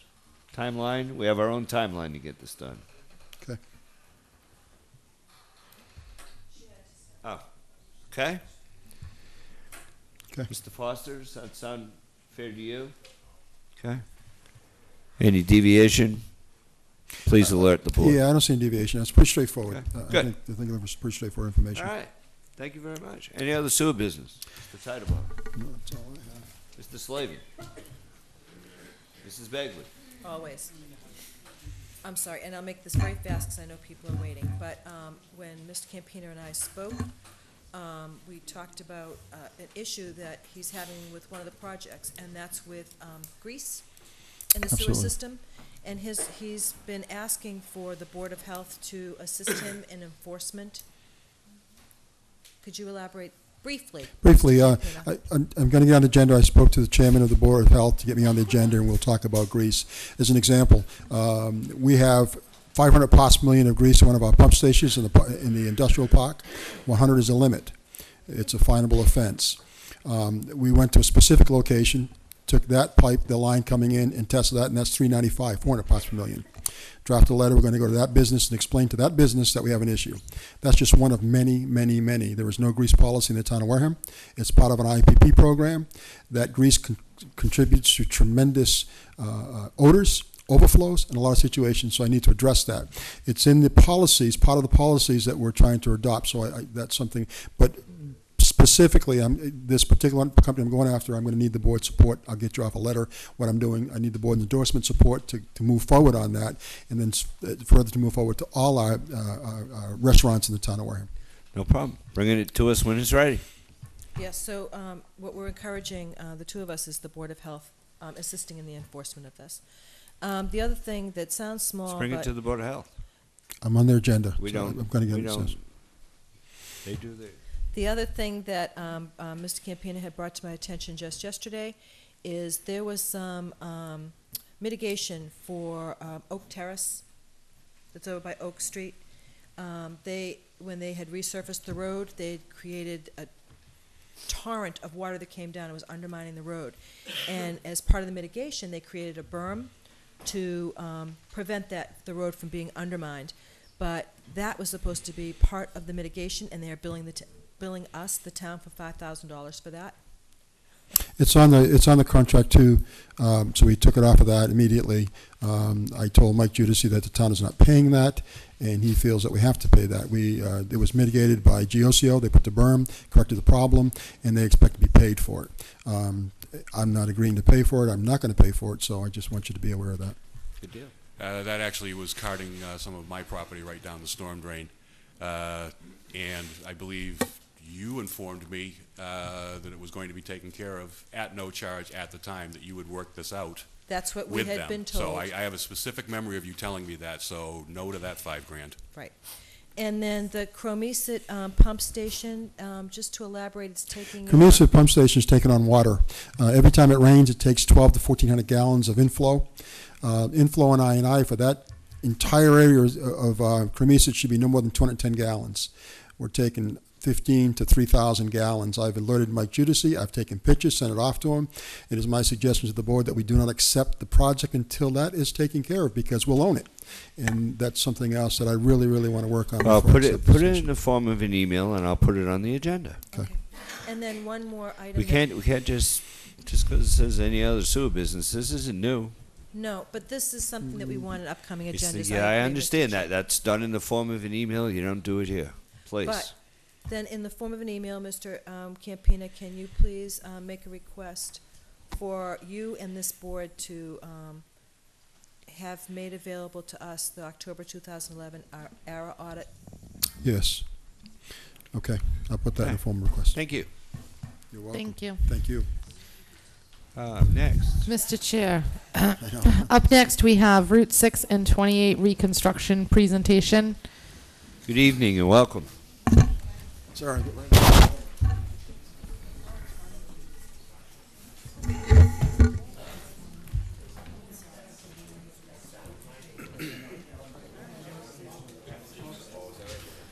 There we go. How are you? Yeah, you just make sure your little green lights are on. Welcome back. We're happy to see you. I'm glad they were able to get this done fairly quickly, right? That's fine. Yeah.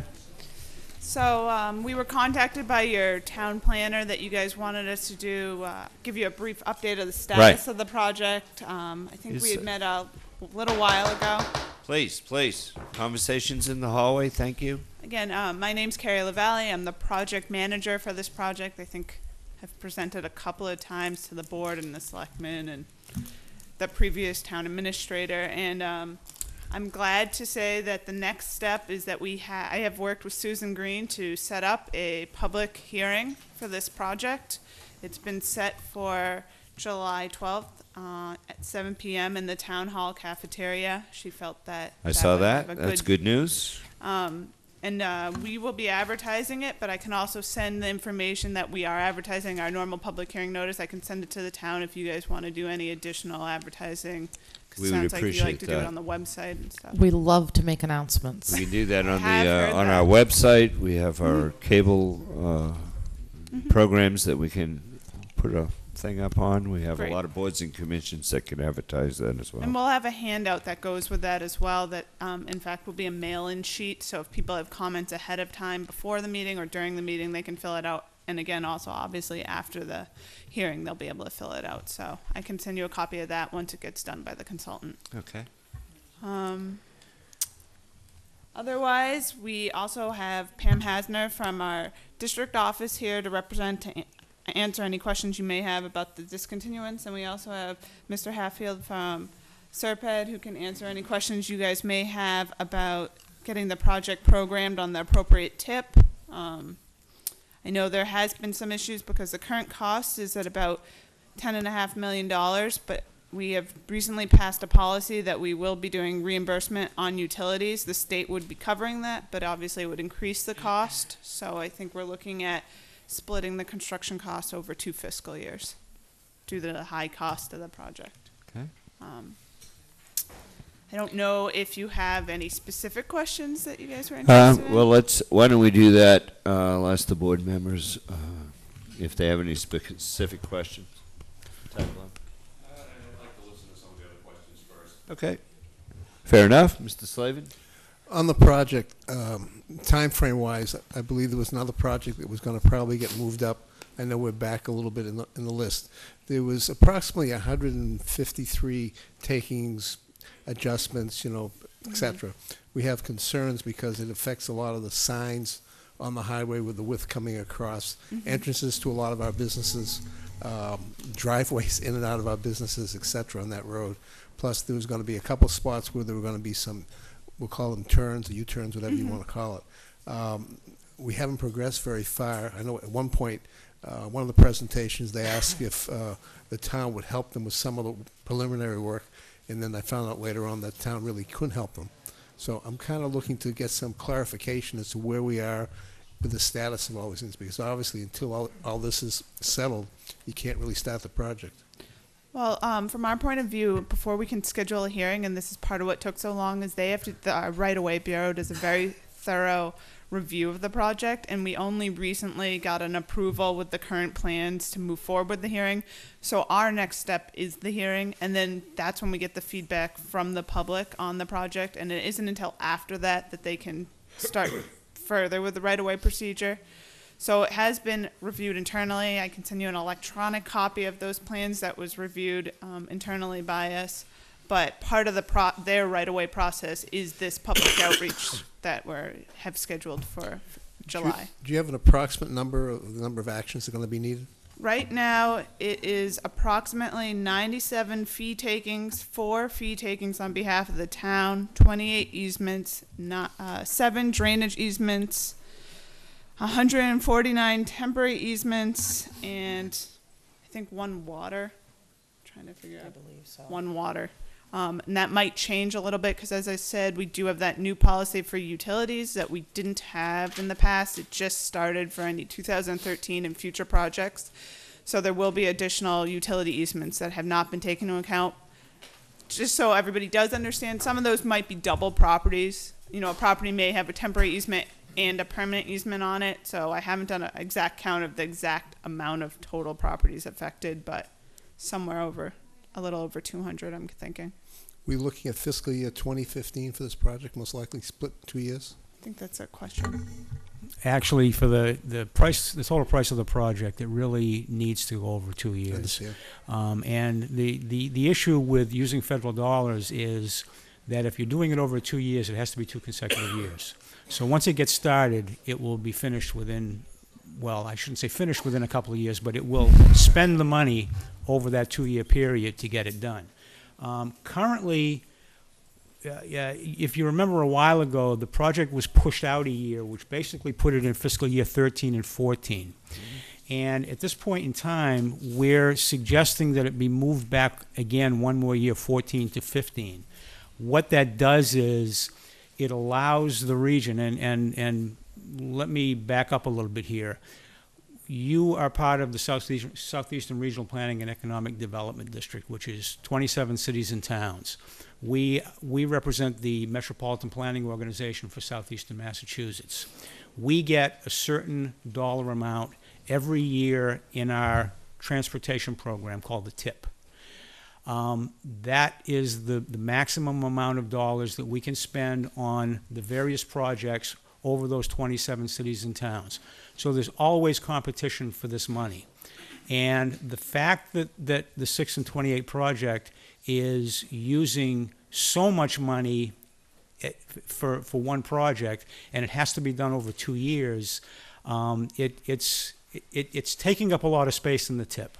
Now, let me first say that the region is committed to doing this project. This is badly needed. The safety issues out there have been fatalities along this corridor, and this project is meant to address all of those issues, making turning movements into and out of the businesses a whole lot easier and safer, and make traffic flow a lot more efficient. We are committed to doing this project. but we have to program it in a year that it will actually be ready to be done and move forward. And we're thinking at this point that moving it out to 2014 and 2015 is the appropriate way to go. Mainly because of the massive amount of land takings that we've seen projects with a lot less land takings go a lot slower because there's always issues. And with this amount of land takings, with businesses that may have signs and shrubbery and using some of that state right of way, these things get difficult. And we're thinking that this extra year makes it a whole lot more reliability of getting it done in those years without adversely affecting the other projects in the region. Another question for you. The funding, go ahead. Could I interrupt for a minute? I believe Jim Hadfield from Serpide meant 2015 to 2016. Correct. Right. Okay. That's what I Just thought it wanted was to clarify 2015, that. 2016. One concern people have is, will the funding be in place, locked in, going that far out? Because funding keeps getting tighter all the time. That's an excellent question. Right now, the money that we have been notified as being in the region's target will allow us to pay for this project and other projects through year 2016. We have it programmed. We'll be taking it to the MPO board later this month for endorsement of all of these projects, which the Wareham project is included. Now, obviously, we've been working off a transportation bill that was passed years ago, and Congress just keeps temporarily adding to it because they refuse to actually act on a new transportation bond bill. We're hoping that after the November election and things settle down, that Congress will come to their senses and actually come up with a new transportation bond bill and fund it sufficiently to address the problems with transportation infrastructure throughout the country. Last question. One of the most difficult things for the town when this was being discussed was, at one point we were being told that the town would have to take over 6 and 28 once the project was done. Is that still a requirement? I thought I heard something different to that recently. Excuse me, Pam Hasner from Mass DOT. That has been an ongoing discussion since actually the 90s when the project was first advanced, and then for a number of reasons it just didn't happen at that time. We met with the Board of Selectmen in 08 at that time, and that is one of the conversations that we've been having since then. As far as Mass DOT is concerned, this is really a local road. It doesn't have the regional traversability as it did before Route 25 was constructed in the late 80s. It is our hope that it would be discontinued. That is our intent. We've been having that discussion with the Board of Selectmen for a number of years. We're willing to work with you. We are not stopping the design, holding the design hostage, waiting for you to say yes, but it's been our understanding that the board has been amenable to date. We just haven't worked out the details, and we are willing to work with you if there's certain items that we can do to make it easier for you, such as plowing for a number of years after the discontinuance takes place. We're willing to work with you. We've done that with other communities, and it's worked out. So the project itself is going forward, whether Wareham does not take the road over at this point? We are moving the design forward, and we will continue to work with you toward a discontinuance. We're not saying we won't advance the design. She's doing her best to answer the question. We'll let it go. Thank you. We all understand what that answer is. Yes. Thank you. Mrs. Winslow. Thank you, Mr. Chair. You know, I'm a big fan of this project, but I'm not a fan of the discontinuance, and we talked about that the last time that you were here. Our community faces very difficult financial challenges right now, and we're having to talk to our citizens about making really tough choices. You know, I'm hoping that this is something that is not going to be forced upon us, because I do disagree. I do think that this road interconnects a number of communities. It's a heavily traveled road. Route 6 brings you right down into Buzzards Bay, onto the bridges. It also brings you up through Marion and Mattapoisett, and a lot of people will avoid 195 and 25 to get to those locations. That's been my concern all along. I mean, I saw it again today in the same spot. A guy run across the road and the car missed him by a mere inches. I mean, it's only a matter of time before there's another fatality. By the time you build this road, there could be 3 or 4 more. So I'm glad to hear you're not going to hold it hostage over the town's ability. I just don't know that the town's going to have the finances to be able to maintain it properly. And to think about buying the kind of equipment that would be needed to plow it, unless things turn around dramatically over the next couple of years, we're going to be in a tough situation. And I think that the Department of Transportation needs to recognize that these are tough economic times, but that the safety of the citizens should be the utmost priority. Understood. Thank you. Mrs. Begley? Thank you, Mr. Chair. Hi. It seems just like yesterday that you were here presenting this once again, but can you tell me what the estimated cost of this project is? Currently, the estimated cost is about $10,500,000. That does not include any right-of-way acquisition costs, and it does not include our new policy, like I said, where we're doing 50% reimbursement on all utilities. Previously, roadway projects were not eligible for that, but we've had, and I'm sure you've seen this, many issues with getting utilities off the road after a job's been constructed. So the idea of the reimbursement policy is that they have to submit a schedule, and they have to stick to that schedule to get the reimbursement funds, but it will increase the cost of projects. And approximately 10% of this project, on top of that 10 million, we believe will be in just utility reimbursement.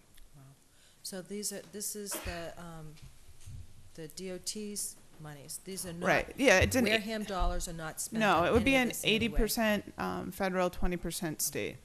But still, no, the town of Wareham is not on the hook for $1. No. The right-of-way is also state-funded, and the design is state-funded. Exactly. So all of it. All of so it. The None of completed it's project. All of it is being paid for by the state and the federal government. Thank you. I'm going to make a few comments, if I may. As you were talking, what's that? My time is up. No, I see my friend back there. I see my favorite new pair of glasses. My new best friend, Sal Pena, is back there smiling and brightening up the room back there because, it's unfortunate as time goes along, but that is a local road. Nobody goes through there. The people that are going to the Cape, the only time they use that road is if the bridge is closed or there's an accident and they have to be diverted. Let's be honest. So it is a local road. And I see my friend back there smiling away because we want to make that a main thoroughfare between New Bedford on one side and Rochester and whatever that is, Bourne on the other side.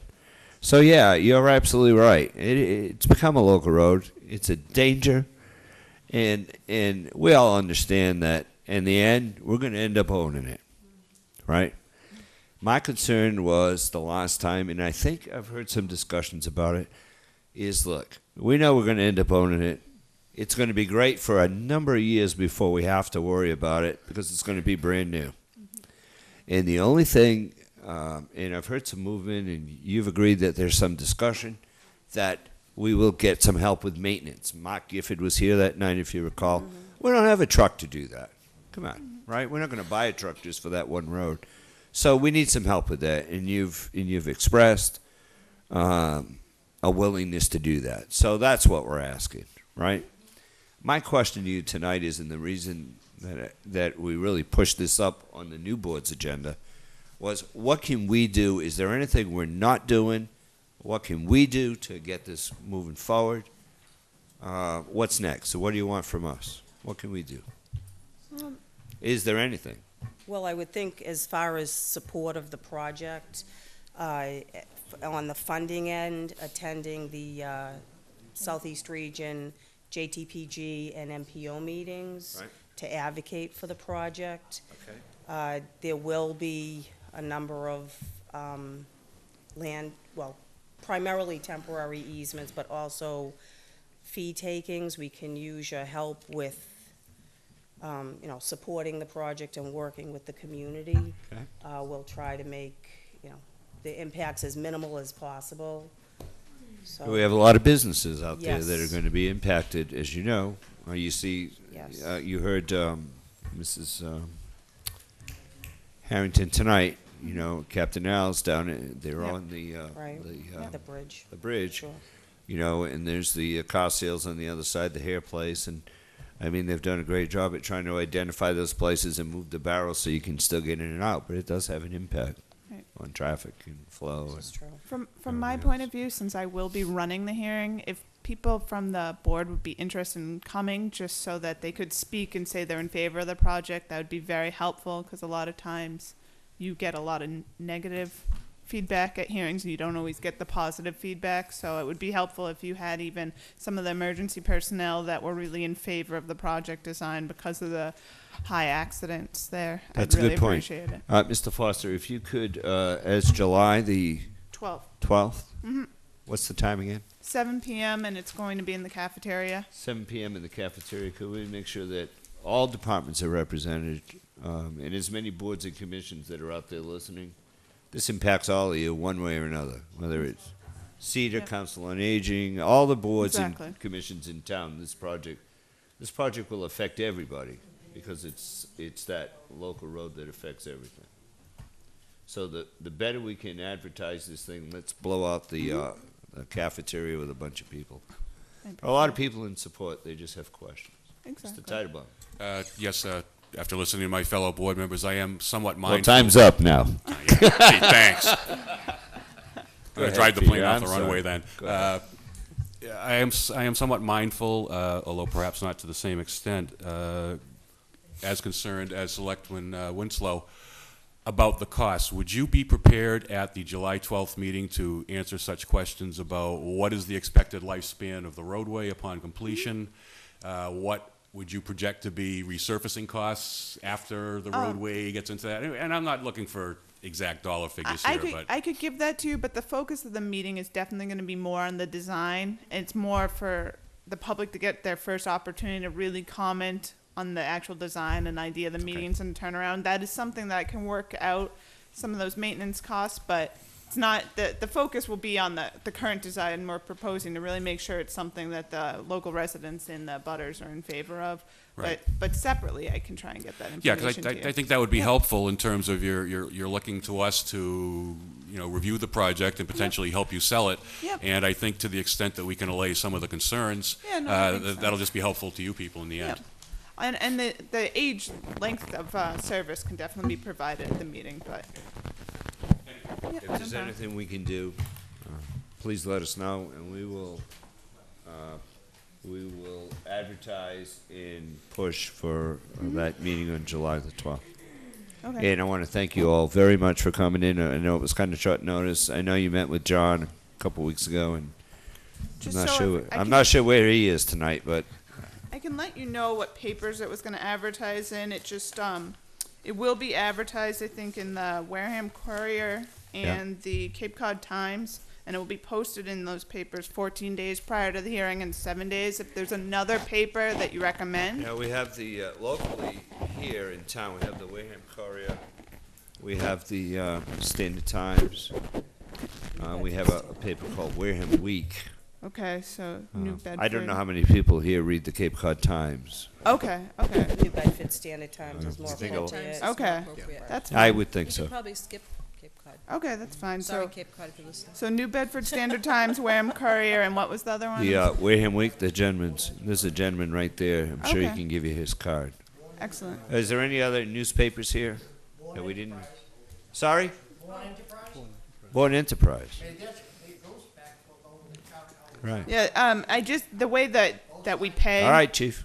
The only Gotcha. issue is that they have to, they're particular on how they pay them, so I don't know if we have contracts with all of them, but I can Okay. definitely look into it. Yep. Very good. All right, listen again. Anything else? I just wanted to thank the board for working with us over the past few years. Hey, We you listen, we're appreciate eager. it. We're eager to get this. We're eager to move forward.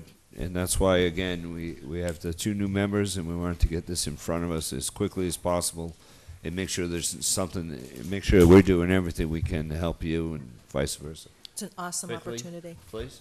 I promise. Okay. Because of the project, we had gone ahead and started a new sign bylaw for the town of Wareham. And we've actually finished, like a first draft has been completed. When you go ahead and do your presentation on the 12th, is it possible that you could look at the project as it's listed to see where existing signs are that are going to have to be moved? Actually, that is something that will be is shown on the right-of-way plans. Right. I can forward you, like I said, the ones that were recently approved. That it will say either remove and reset by others or remove and stack, depending where it actually lies on the layout. I can forward that to you if you're interested. Yeah. I can try and highlight which ones are getting moved. It's a lot. I can emphasize that it's many signs. I understand. The one thing I would be concerned in, and this did happen on another one of my projects, is in your bylaw, the ones that if a sign doesn't have to get moved as part of this project, but it might now be closer to the road than you guys allow, that might be something you want to look into. I know some communities have done like a grandfather kind of thing where even though we move the road closer, we're not going to move the sign again, even though it might be closer than what you allow to the roadway. We only move it if it has to be moved during construction. So something that I would mention is that you might want to look into allowing those signs to stay there, because we won't pay for their movement unless we have to move it. Do you know what I mean? We won't move it even though it's not meeting your bylaws. So I'm just trying to warn you ahead of time. Okay, what you might want to do is maybe ask John, if you'll ask John Charbonneau to have some copies of the first draft, Yeah, which is no. all it is, so people can take a look, have some Yeah. ideas. We actually have a sign relocation section in our right-of-way bureau, so they could probably look it over and talk to you about it. Thank you. Okay. Thank you very much. Anything else? Thank you very much for coming in. We look forward Thank to you. continuing to work with you. Next up. Mr. Chair, under town business again, we have review the town administrator's job description. Right.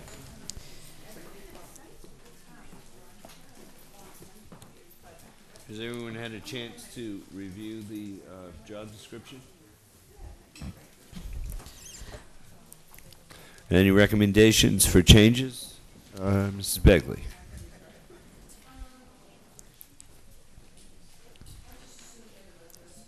Say first, thanks. I'm not ready. You're not ready? No, I'm not ready. What does that mean?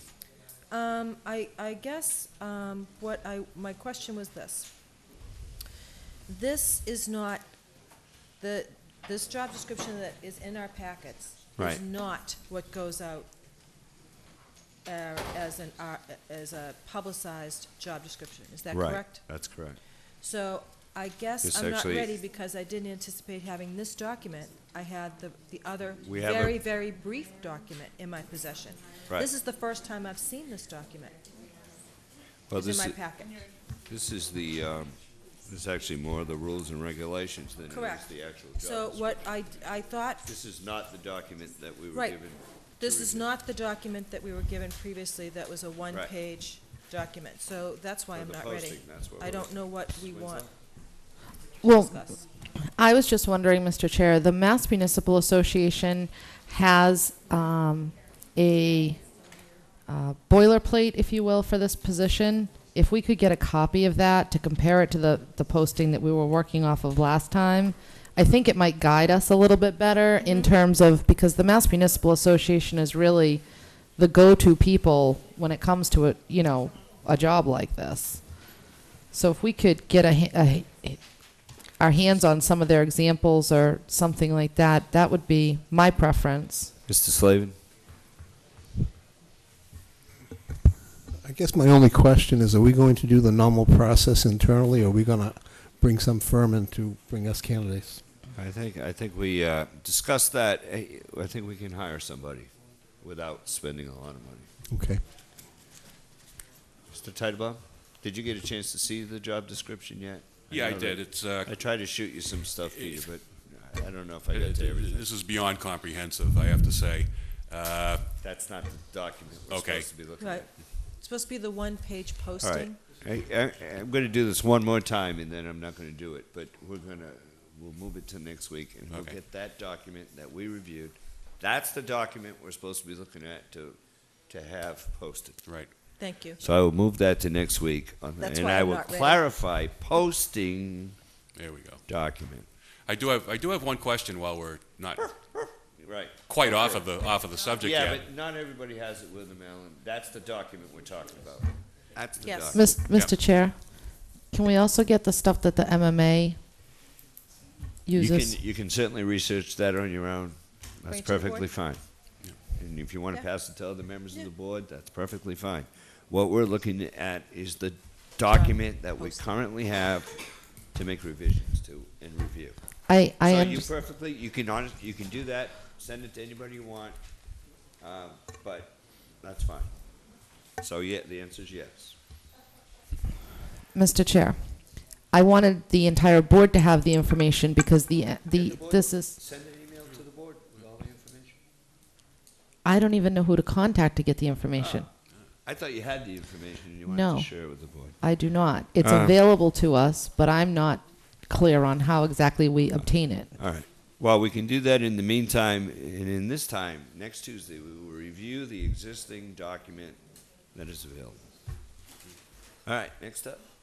Are we It's been on gonna? here for 2 weeks, so we're not gonna. I know, but I asked Not for gonna this. spend any more time on it.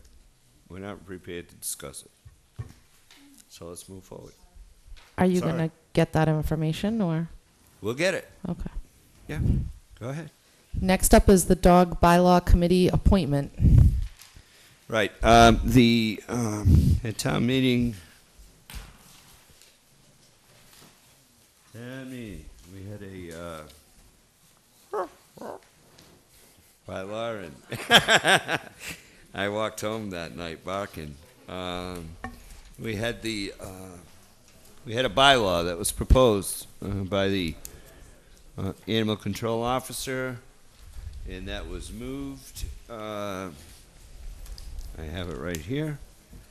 A motion was made to amend the bylaw article and create a committee existing of one member of the Board of Selectmen, the animal control officer, and 3 citizens at large, and 1 member of the Board of Selectmen. I'm sorry if I repeated myself. So this evening is our turn. The appointing authority was Mr. Foster as the town administrator, myself, and Madam Moderator. I don't know if she's left the room. We did submit, we did advertise and say that we needed some folks. Oh, here it is, right in front of me.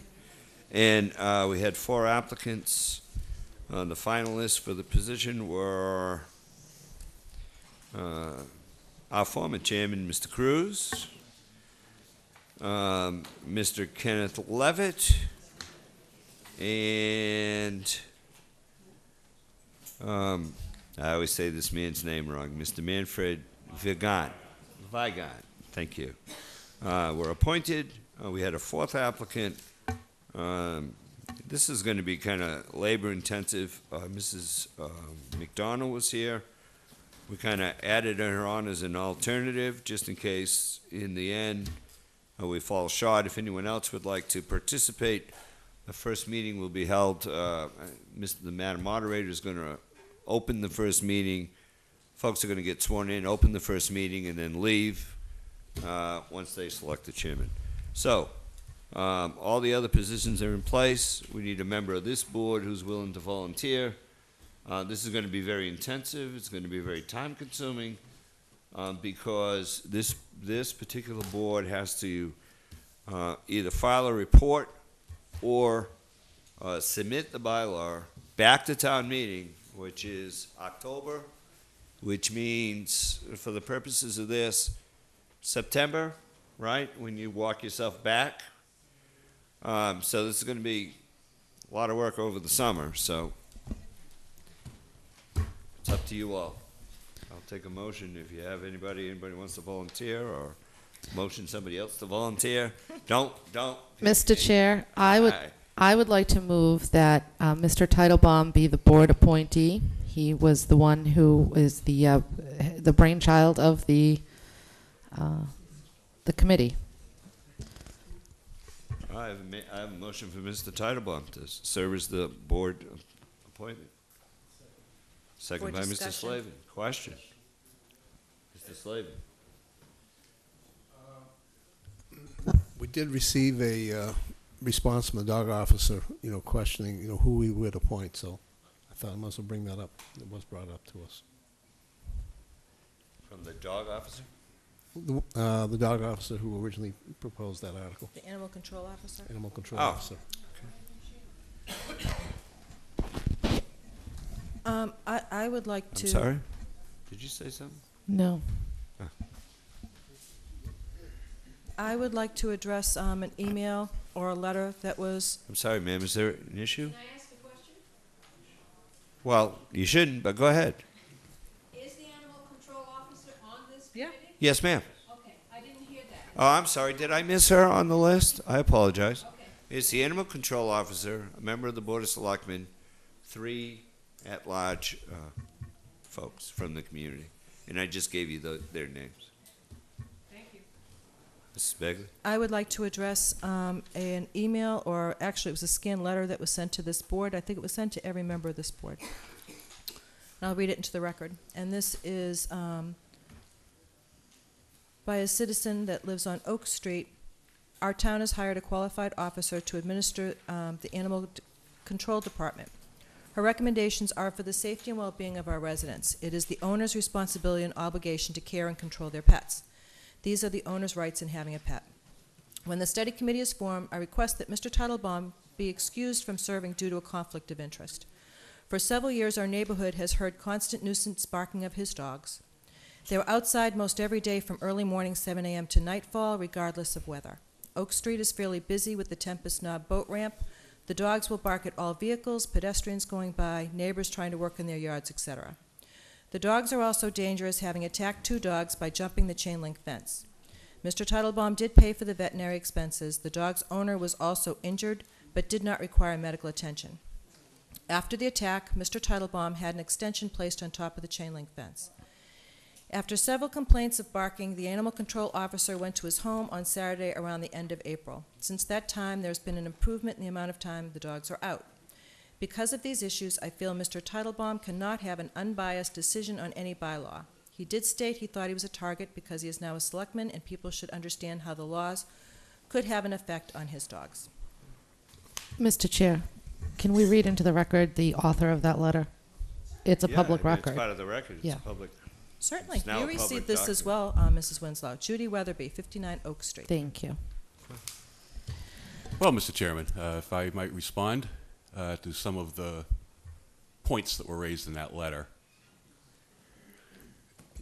Now that we've got it on record, I feel obligated to deal with some inaccuracies. Okay. First off, it is true that one of my dogs, not 2, did go over the fence. By way of background, I noticed that he was escaping several days beforehand, went over to Eastern Fence Company in Kingston, ordered parts, including barb arms, not for barbed wire, because you can't put that up, but to string wire along to keep him confined. While I was waiting for the parts to arrive, he went over the fence one day and attempted to kidnap the Cocker Spaniel up the street who was being walked by his owner. A police officer was driving by and coaxed the dog to follow him back up the hill to my property. I heard all this commotion. It was just coming out of the house to see what was going on. As soon as I was notified of this, I went up to the property of the woman who owned the dog and insisted that she take the dog to the veterinarian, even though there were no visible wounds on the dog. As it turns out, there were a couple of small puncture marks in the dog's back. She submitted a veterinary bill to me. I paid it immediately, and I then took care of the escape issue by installing the barb arms along with coated wire. That has served successfully to keep him in place since that time. As far as the dog issue goes, there have been German Shepherds at that property for 16 years. This Saturday in April, to which the letter writer refers, was the first time I have ever heard from animal control regarding barking dogs. And she informed me at the time that she had had 6 calls, 6 complaints. She believed that 2 of them may have come from the same person, but nonetheless, I was fairly amazed by this. And so after I left, and we had a pretty cordial conversation about my dogs, dog bylaws, and all kinds of things under the sun relating to dogs, I decided I'd walk around and canvass the neighborhood. And I ran into a couple of my neighbors immediately down below, and they said they had called. And they said that the dogs had been bothering them for quite some time. And my question to them was, why didn't you come and say something to me years ago? If this was an issue for all this time, why didn't you just simply address it with me? They said they had called animal control for years and nothing had ever happened. So I regret that they were inconvenienced during that time. But again, I would suggest that when you have issues like this, I don't think your first call should be the animal control officer. I think your first call should be to your neighbor. Anyway, I've worked with the dogs to resolve that. Right now, they are being recalled every time they're down in the street by a voice command. They are out as much as they have been, but they are now starting to get more used to staying around the house rather than focusing on the street, which, of course, is tremendous attraction for them. Cars, pedestrians, boats, all kinds of noises down there to get them fired up. So in any event, I think the letter on its own terms states that when I'm confronted with a dog problem, I deal with it, and that I'm a responsible dog owner. Anybody can have a dog that doesn't present any problem or any issue, and they're a great dog owner. To me, it's what you do when you have a problem that determines your character and your fitness to serve on a committee that, to review these sorts of bylaws. So that's the statement I have for that. Thank you. I didn't ask you, you were mentioned by 2 of your colleagues, but you never actually said whether you even wanted to do this or not. So I'd give you that opportunity. Well, I'd be very interested. And one of the concerns I have with the bylaw that was presented at town meeting, I think you all heard me talk about, we have standards of 150 feet, we have a durational requirement, et cetera, and then we have, or in the discretion of the dog officer. We need better language than that. If our standard is going to be 150 feet and our standard time is going to be Peter, 15 minutes, I'm going to do this to you only because my predecessor did it, and I did it to him this afternoon. I'm not really interested in your discussion of the bylaw. Right. Because you do Fair that enough. if you're appointed in the committee. Right. We're here to talk about one is if you want to do it, and if you feel that you can do it in an unbiased manner. Yeah, absolutely. I guess I have no problem writing regulations that may negatively impact me in the future. As far as state ethics and things like that, you're going to get reported anyway, so it really doesn't matter. Yeah. I spend half my life with them on the phone. I'm on a first name basis for everything. It'll be nice that to make goes their on. acquaintance, I guess, and get it over with. That's part of the job. If you believe there's any state ethics issues, then you should just recuse that right now and let us know. No, because I would not benefit any more from this process than any other dog owner in town, so I'm on the same level playing field as they would be. Any other comments or questions? I do. Mrs. Begley? I have a concern about this because your dogs have been identified as being nuisance barkers by neighbors. You admitted that yourself, Mr. Titlebaum. And the fact that a dog had puncture wounds, I just have a concern about your neighbors or other citizens that may have an issue with you being appointed to this committee. That is my concern. Well, in response to that, I can say that if I'm on the committee, I have 1 vote out of 5. And if the other members, I'm sure in their wisdom, decide that I'm driving the truck down the road the wrong way, they can stop me. Trust me, that animal control officer will stop you. She was here tonight. She was here tonight. I have no problem with your integrity. Thank you. And I don't think Mrs. Begley is questioning your integrity either. Anything else? All in favor? Aye. All opposed? Abstain? 410. Congratulations. Thanks. Accounting hiring. We have the, next up, we have the ratification of the town accountant, our interim town administrator, although, Mr. Foster, I don't have a copy of the letter There wasn't I know it In came that- by email, but Should be in that. in this? You got the letter? Mrs. Begley, you were on the committee.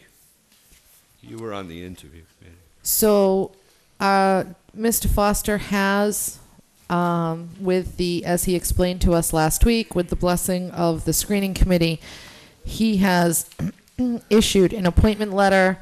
The charter allows the Board of Selectmen to review that appointment and ratify it or not ratify it, or take no action at all, at which point it becomes effective anyways. The letter is not in here. So, Mr. Foster, do you have the letter so I can read the name into the record as I... It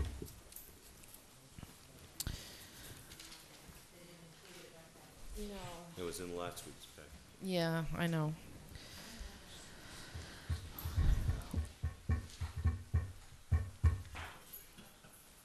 Miss, You can make the motion if you like. thank you. Mr. Foster did provide us with the information that we had requested last week, so we've all had an opportunity to review it. So with that, I would like to make a motion to ratify the appointment of Brian Howard Kudish, Esquire, and CPA, per the letter issued by Mr. Foster, the interim town administrator, on May 7th, 2012. I have a motion made. Do I have a second? Second. Anything else on the question? All in favor? Aye. Aye. All opposed? Abstained? 500. I'm sorry? Then why'd you say aye in the first place? You didn't? No. 401. Thank you. That's right. Can you pass this You're back down to absolutely right. Mr. Foster? Thank you, Mr. Foster. Mr. Chair, up next, we have any other town business not anticipated 48 hours prior to the posting of this meeting. I have one thing. I don't know if Mrs. Begley has anything under that. Mr. Titlebaum, Mr. Slavin, anything under any other? I was just wondering if we could get, a couple days ago, we got the email from Marianne Silva with the response from the state about the ballot questions that were voted on at town meeting and whether or not we could get them on the ballot. I was wondering if we could get the discussion about this on an agenda fairly quickly so we are on a timeline if we choose to do it and use the state ballot. Yes. I received a letter from the school department requesting an appearance here. And so I'll be answering that, and they'll come in. I believe the finance committee will also come in that evening to watch the presentation. They're going to come in and give us a presentation on what their request is. Okay. Mr. And Chair. I believe it's off the top of my head, without pulling out my calendar, I'm right now looking at June the 12th. Okay. I just wanted to make sure that we didn't lose sight of it, especially... Well, we don't have any requests to do anything yet. Mr. Chair. They're going to make a request. I'm not telling you that we're voting on it that night because it's a presentation. Mrs. Begley. When is the deadline For? to get on the state ballot? It's like, September, I forget what the... Thought it was August, the very beginning of August. during the summer. Yeah. Yeah. Mr. Well, Mr. we're in Foster May, seems to know. So we're okay. We're okay. You know, Jay, I think the drop dead No, deadline but for expiration it's my is understanding that this September can't go on 29th. the state ballot because there are Yes, this is- 4 different issues and you can only place 3 on a state ballot. well, that was going to be the discussion, I think. Well, I'm sorry, maybe I wasn't really clear, Mr. Foster. That's what I wanted to be part of the discussion. Right. The opportunity for us to, should this board choose to put these questions on the ballot, that's our opportunity. If we're only allowed so We're many. not going to discuss that this Right. evening. It's not on the agenda, and it's not anything new. We're putting it on the agenda. The school is coming in. The school department is coming in to make a presentation to the Board of Selectmen, and then at some point following that, we will decide whether or not we're going to even have it on a ballot. That hasn't been determined yet, based on the schedule. Okay, anything else? Nope. Thank you. Mr. Town Administrator?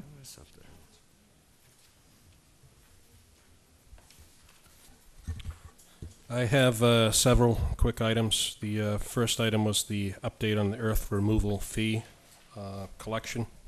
A letter was sent out May 14th to Dennis Graziano, Highland Inc. In regards to past years and months of outstanding earth removal fees.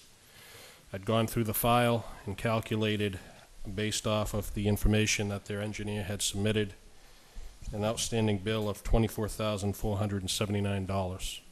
That bill was mailed out on the 14th. Great. From this point forward, we're going to be up to date, right? Well, the way I understand it, the other company that used to file their reports used to submit at the same time a check. So I think this person has to be informed that when they file their report, or when the engineer submits the report to the town monthly, that a check should accompany the letter. Because they already know what the price is. Exactly. may I just ask a question? I noticed that when you sent that report to us, because they had kind of caught up on their reports because they hadn't been submitted to the office, and it turned out to be a significant sum of money, but you included the bylaw. Does the company get a copy of our bylaw as well? Do you happen, I mean, you mean... In the past, I don't know. I don't know if they had one or not. I did submit that with the letter. But I know that this particular, well, we only have one permit in town. They're coming up for a permit renewal In come June. Thank you. The second item that was on the agenda was to discuss the recycling committee budget. Mr. Sullivan's here this evening to go over that. I guess there have been a number of emails back and forth, and I'm not sure what the questions were on that, but he's with us this evening. Thank you. Thank you, Mr. Sullivan, for coming in. Staying. Yeah. The where were the questions? Yeah. Do you have a question? You had a question. I did. About the but I think- $5,000 But or... I think Mr. Sullivan's prepared to answer it, right? I Well- mean, my question was that if the town contributes $5,000 and it costs 11,000 something to run the recycling, and the $5,000 that we allocate I guess it would just pay for the recycling coordinator. I mean, the writing's on the wall, because I don't think that they're self-sustaining enough. They do sell, I think, the paper cans, whatever they can. They, if I may, approximately in FY10, they had revenues from all sources, from donated cans, bottles, white goods, paint, tires, batteries, and other miscellaneous types. So in FY10, they had revenues of $2,973, FY11, $4,047, and they're estimated for FY12 for $3,579. So a 3-year average, they make about $3,500. So that's still less than what, with our 5,000 on there, they're still at about 8,500. They did receive an additional grant this year that did not require matching funds of $1,250. So it's a great thing for them to go out there and do. But they're projecting, or before we had town meeting, that in March they would run out of funds. I don't know whether this extra $1,250 will bring them through the next fiscal year or not. But yes, there's currently one employee, if you will. They're paid as a contractor, and they're paid. Their calculations were 50 weeks times 12.5 hours per week at $13.5 dollars per hour. So that's about $8,438. So our 5,000 would go directly to that independent contractor, is my belief on there. Any other questions? I have a question about the contractor. How was that determined? Was that determined by creating a position by I don't know if you know the history of this, Mr. Foster. Was this created as a town employee, they don't get any kind of benefits. So how is this determined that there was going to be a paid coordinator? It's my understanding that it was a town employee at one time, and in the recent past, it had been changed to a contract employee. Mm-hmm. the same person. Uh-huh. Okay. They also, some of the expenses is renting, like the collection containers. Is there, and that incurs an expense, certainly. So any of the expenses that occur, is there any way to maybe renegotiate with companies that supply those containers or with haulers that already are contracted with the town? Is there any way to bring their costs down? Because we don't really have a mechanism to, now that spring town meeting is over, to increase their budget. Do we? Other than grant funding. Fall town meeting. Well, fall, but I'm still concerned. Have they been discussing this at their meetings? Have you gotten any This has feedback from them? This has been discussed over and over and over again. The recycling coordinator was an employee of the town. That position was eliminated a few years back. However, because of the nature of the recycling committee, if you will, and the amount of organization, grants and stuff that goes into getting this, keeping the center going, she was hired back as an independent contractor. Their budget is not sufficient for what they're trying to do and accomplish. They have looked at a number of ways to raise additional funds. However, because there's only one paid staff person, and she's a very part-time staff person, and everybody else is a volunteer who's doing the best they can, they're in a difficult environment right now in terms of they're sort of stuck between a rock and a hard place because they don't have what they need to be able to generate the revenue that they need, but we don't have the ability to fund them. Correct me if I'm wrong. We don't have the ability to fund them to give them what they need. So it's sort of like it's 6 of one, half dozen of another. But until we are able to invest a little bit more into their budget so that we can support the staff person to do the things that need to be done, they can't increase their revenues. Can you do this? Can you go back, find out what they need, dollar-wise? If I may, Mr. Chair, they had asked for $3,000 additional dollars, and they thought that might bring them through the year. For this year only? Well, they would be at $8,000 going forward on there. $3,000. Does it do it for this fiscal year? And we're talking about the fiscal year that begins July 1st. For July 1st. Does $3,000 do it for the entire year? That's what they. And a check to the town of Wareham for $3,000 for the recycling committee, would that do it? That's my understanding. They said if they got $3,000. Make sure you get me the right number, and we'll go out and we'll find somebody to donate $3,000 for that. How's that? Would that solve the problem? That sounds like it'd be an amazing solution. Anybody out there who cares about the environment? We need $3,000. And many of you, I will be banging on your door. I see my other friend smiling. We'll be knocking on doors to come up with $3,000. There's philanthropy. As long as they put that on the check, we have to use the money for that, right, Mr. Sullivan? Mr. Foster? As a gift. Jump in on this, It would please. have to be a gift to the committee and set up as a gift account and paid out of the gift account. You can make that work, correct? Okay. That's what we're looking for, $3,000. Thank you. Thank you. Anything else? Let's go out and get it. We can do this. I had 2 other quick items. Sure. I received a letter from the Wareham Village Association requesting permission to use part of Bessie Park for a pumpkin patch. We would like to locate it in the section nearest the old lumber yard. We would plant seeds in the tilled ground or raised beds. The idea is to have families plant their seeds in May and then harvest in October, a big pumpkin day, whereas these families harvest, paint, or carve their pumpkins.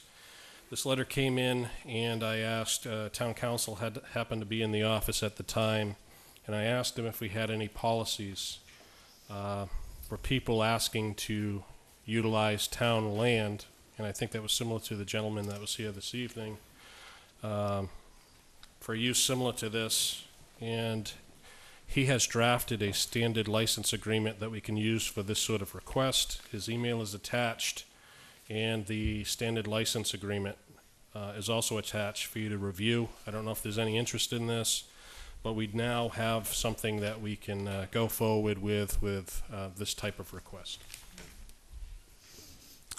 Mr. Chair, is it possible for us to get this on next week's agenda so we can vote on it? Absolutely. And I definitely think it's a great idea what Attorney Bowen did. You got it. Thank you.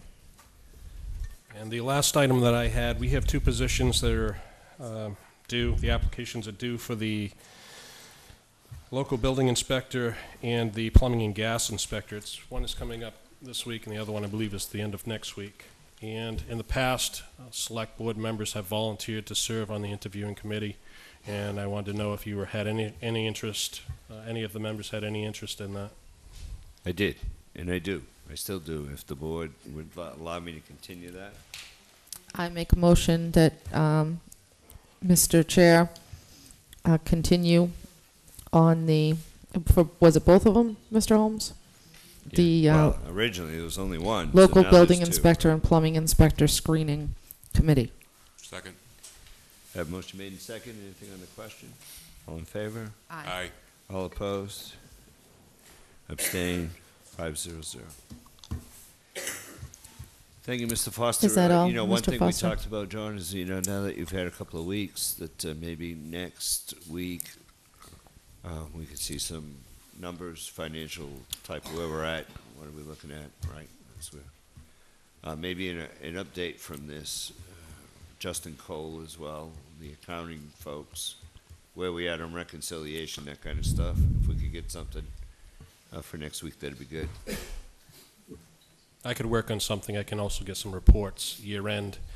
We had a discussion. It wouldn't be bad if he showed up in the next couple of weeks as well, I'll check. as He has other meetings that he has throughout the week, and he dedicates Friday to the town of Wareham. But I will ask him if he can attend next week. When he signed his agreement, he didn't have a problem coming in at night to meet with this board. His agreement runs out in about 5 weeks. So if he can't make a Tuesday night, I would say that makes a statement to this board. Okay. I'm not being bold with you. Understood. No, and I don't have a problem with that.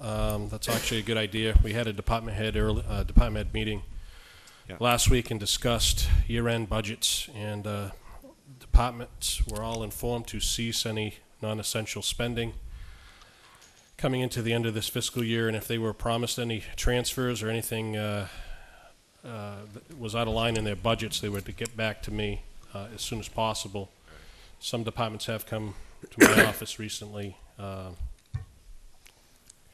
the last 2 days to state some concerns, but we can give you an update next week. May I ask a question in that regard, Mr. Holmes? Quickly. Is there still a hiring, like a freeze? There was a I would freeze say issue. no. I've signed more documents in the past 2 weeks for people that we don't have a plumbing and gas inspector. We need to hire a plumbing and gas inspector. The local building inspector has been a temporary local building inspector since last July. The town accountant, we don't have a town accountant. No, but I understand, like replacing who we have as opposed to, for example, do you think that there are positions, like I know we have temporaries and we're trying to get people in, I'm trying to be quick, Mr. Holmes. We're not going past 10. No, we're not going past 10, so we'll probably have to continue the rest of it. Absolutely, the town has to have a plumbing inspector. We have to have a building inspector. These are key positions, and it's key to keep this town moving forward in building and getting the inspections done and permits, all of that stuff. Absolutely, I agree. But, for example, I seem to recall when there was an interview for the department head in assessing, that she had said that she could probably do the job without an assistant. And is that job still being posted? Is it going to be filled? Those are my questions. That was posted over a month ago, Uh-huh. and they had interviews last week. Uh-huh. As far as I know, I've asked the question of the Board of Assessors whether or not they needed a full-time position or if they wanted to have a part-time position and a contract employee or someone to help with the values. And the word that came back to me was they needed a full-time data collector. That was from by a vote of the assessors? I don't know if they took a vote on that. That was the Director of Assessment. Mr. Chair, Liaison reports. are we going to go around the whole board and do liaison reports, or do you just want updates on the 2 projects that? No, if there's anything particular, we have 4.5 minutes. Well, I just kind of gave a big liaison report for the Okay, recycling committee. that's fine. Yeah. Did you have any liaison nothing, reports, there's Mrs. Begley? The Board of Health continues to work on the nitrogen regs, and they, as I said last week, want the public to certainly be welcome to attend the meetings. They meet tomorrow at 4 o'clock at the Town Hall cafeteria. Okay, and on liaison reports, I'm going to send out a document probably tomorrow, if I remember. It will have all the existing boards and commissions that we liaise. Correct? Is that a correct word? Liaise. Y'all go look through them. If there's anything particularly snaps your interest or something you really want, let me know. And basically, we're going to go through those, look at all the times, the dates, the meetings will be on there. If you have a particular interest, great. If not, great. Just let me know. Remember that these are liaisons. You're not members of the committee. You don't have a say at these committees. You don't run these committees. You're just simply there to represent the Board of Selectmen. I've often been told that the best liaison is one who doesn't show up, and you work with the chairman. You see, I have got some compliments tonight about that, but when they need you, you're there. So, I'll get that off to you all this week. Now that Mr. Titlebaum is here, we can deal with those issues. You want were the- sending me the Yes, a document on the list. I completed a spreadsheet of the policies that I meant to send today to Mr. Holmes, but I failed to get to sit long enough to do that. So I will do that tomorrow. And the liquor policies all went out. Everybody should have got them. Did you get a copy, Mr. Titlebaum? Because that was like a week or so. 2 That was about a week Did you get a ago. copy? About a week or 10 days. It was last Wednesday. I believe it was last Tuesday or last Wednesday, so you were probably away. So check your email. Or Shirley sent it out.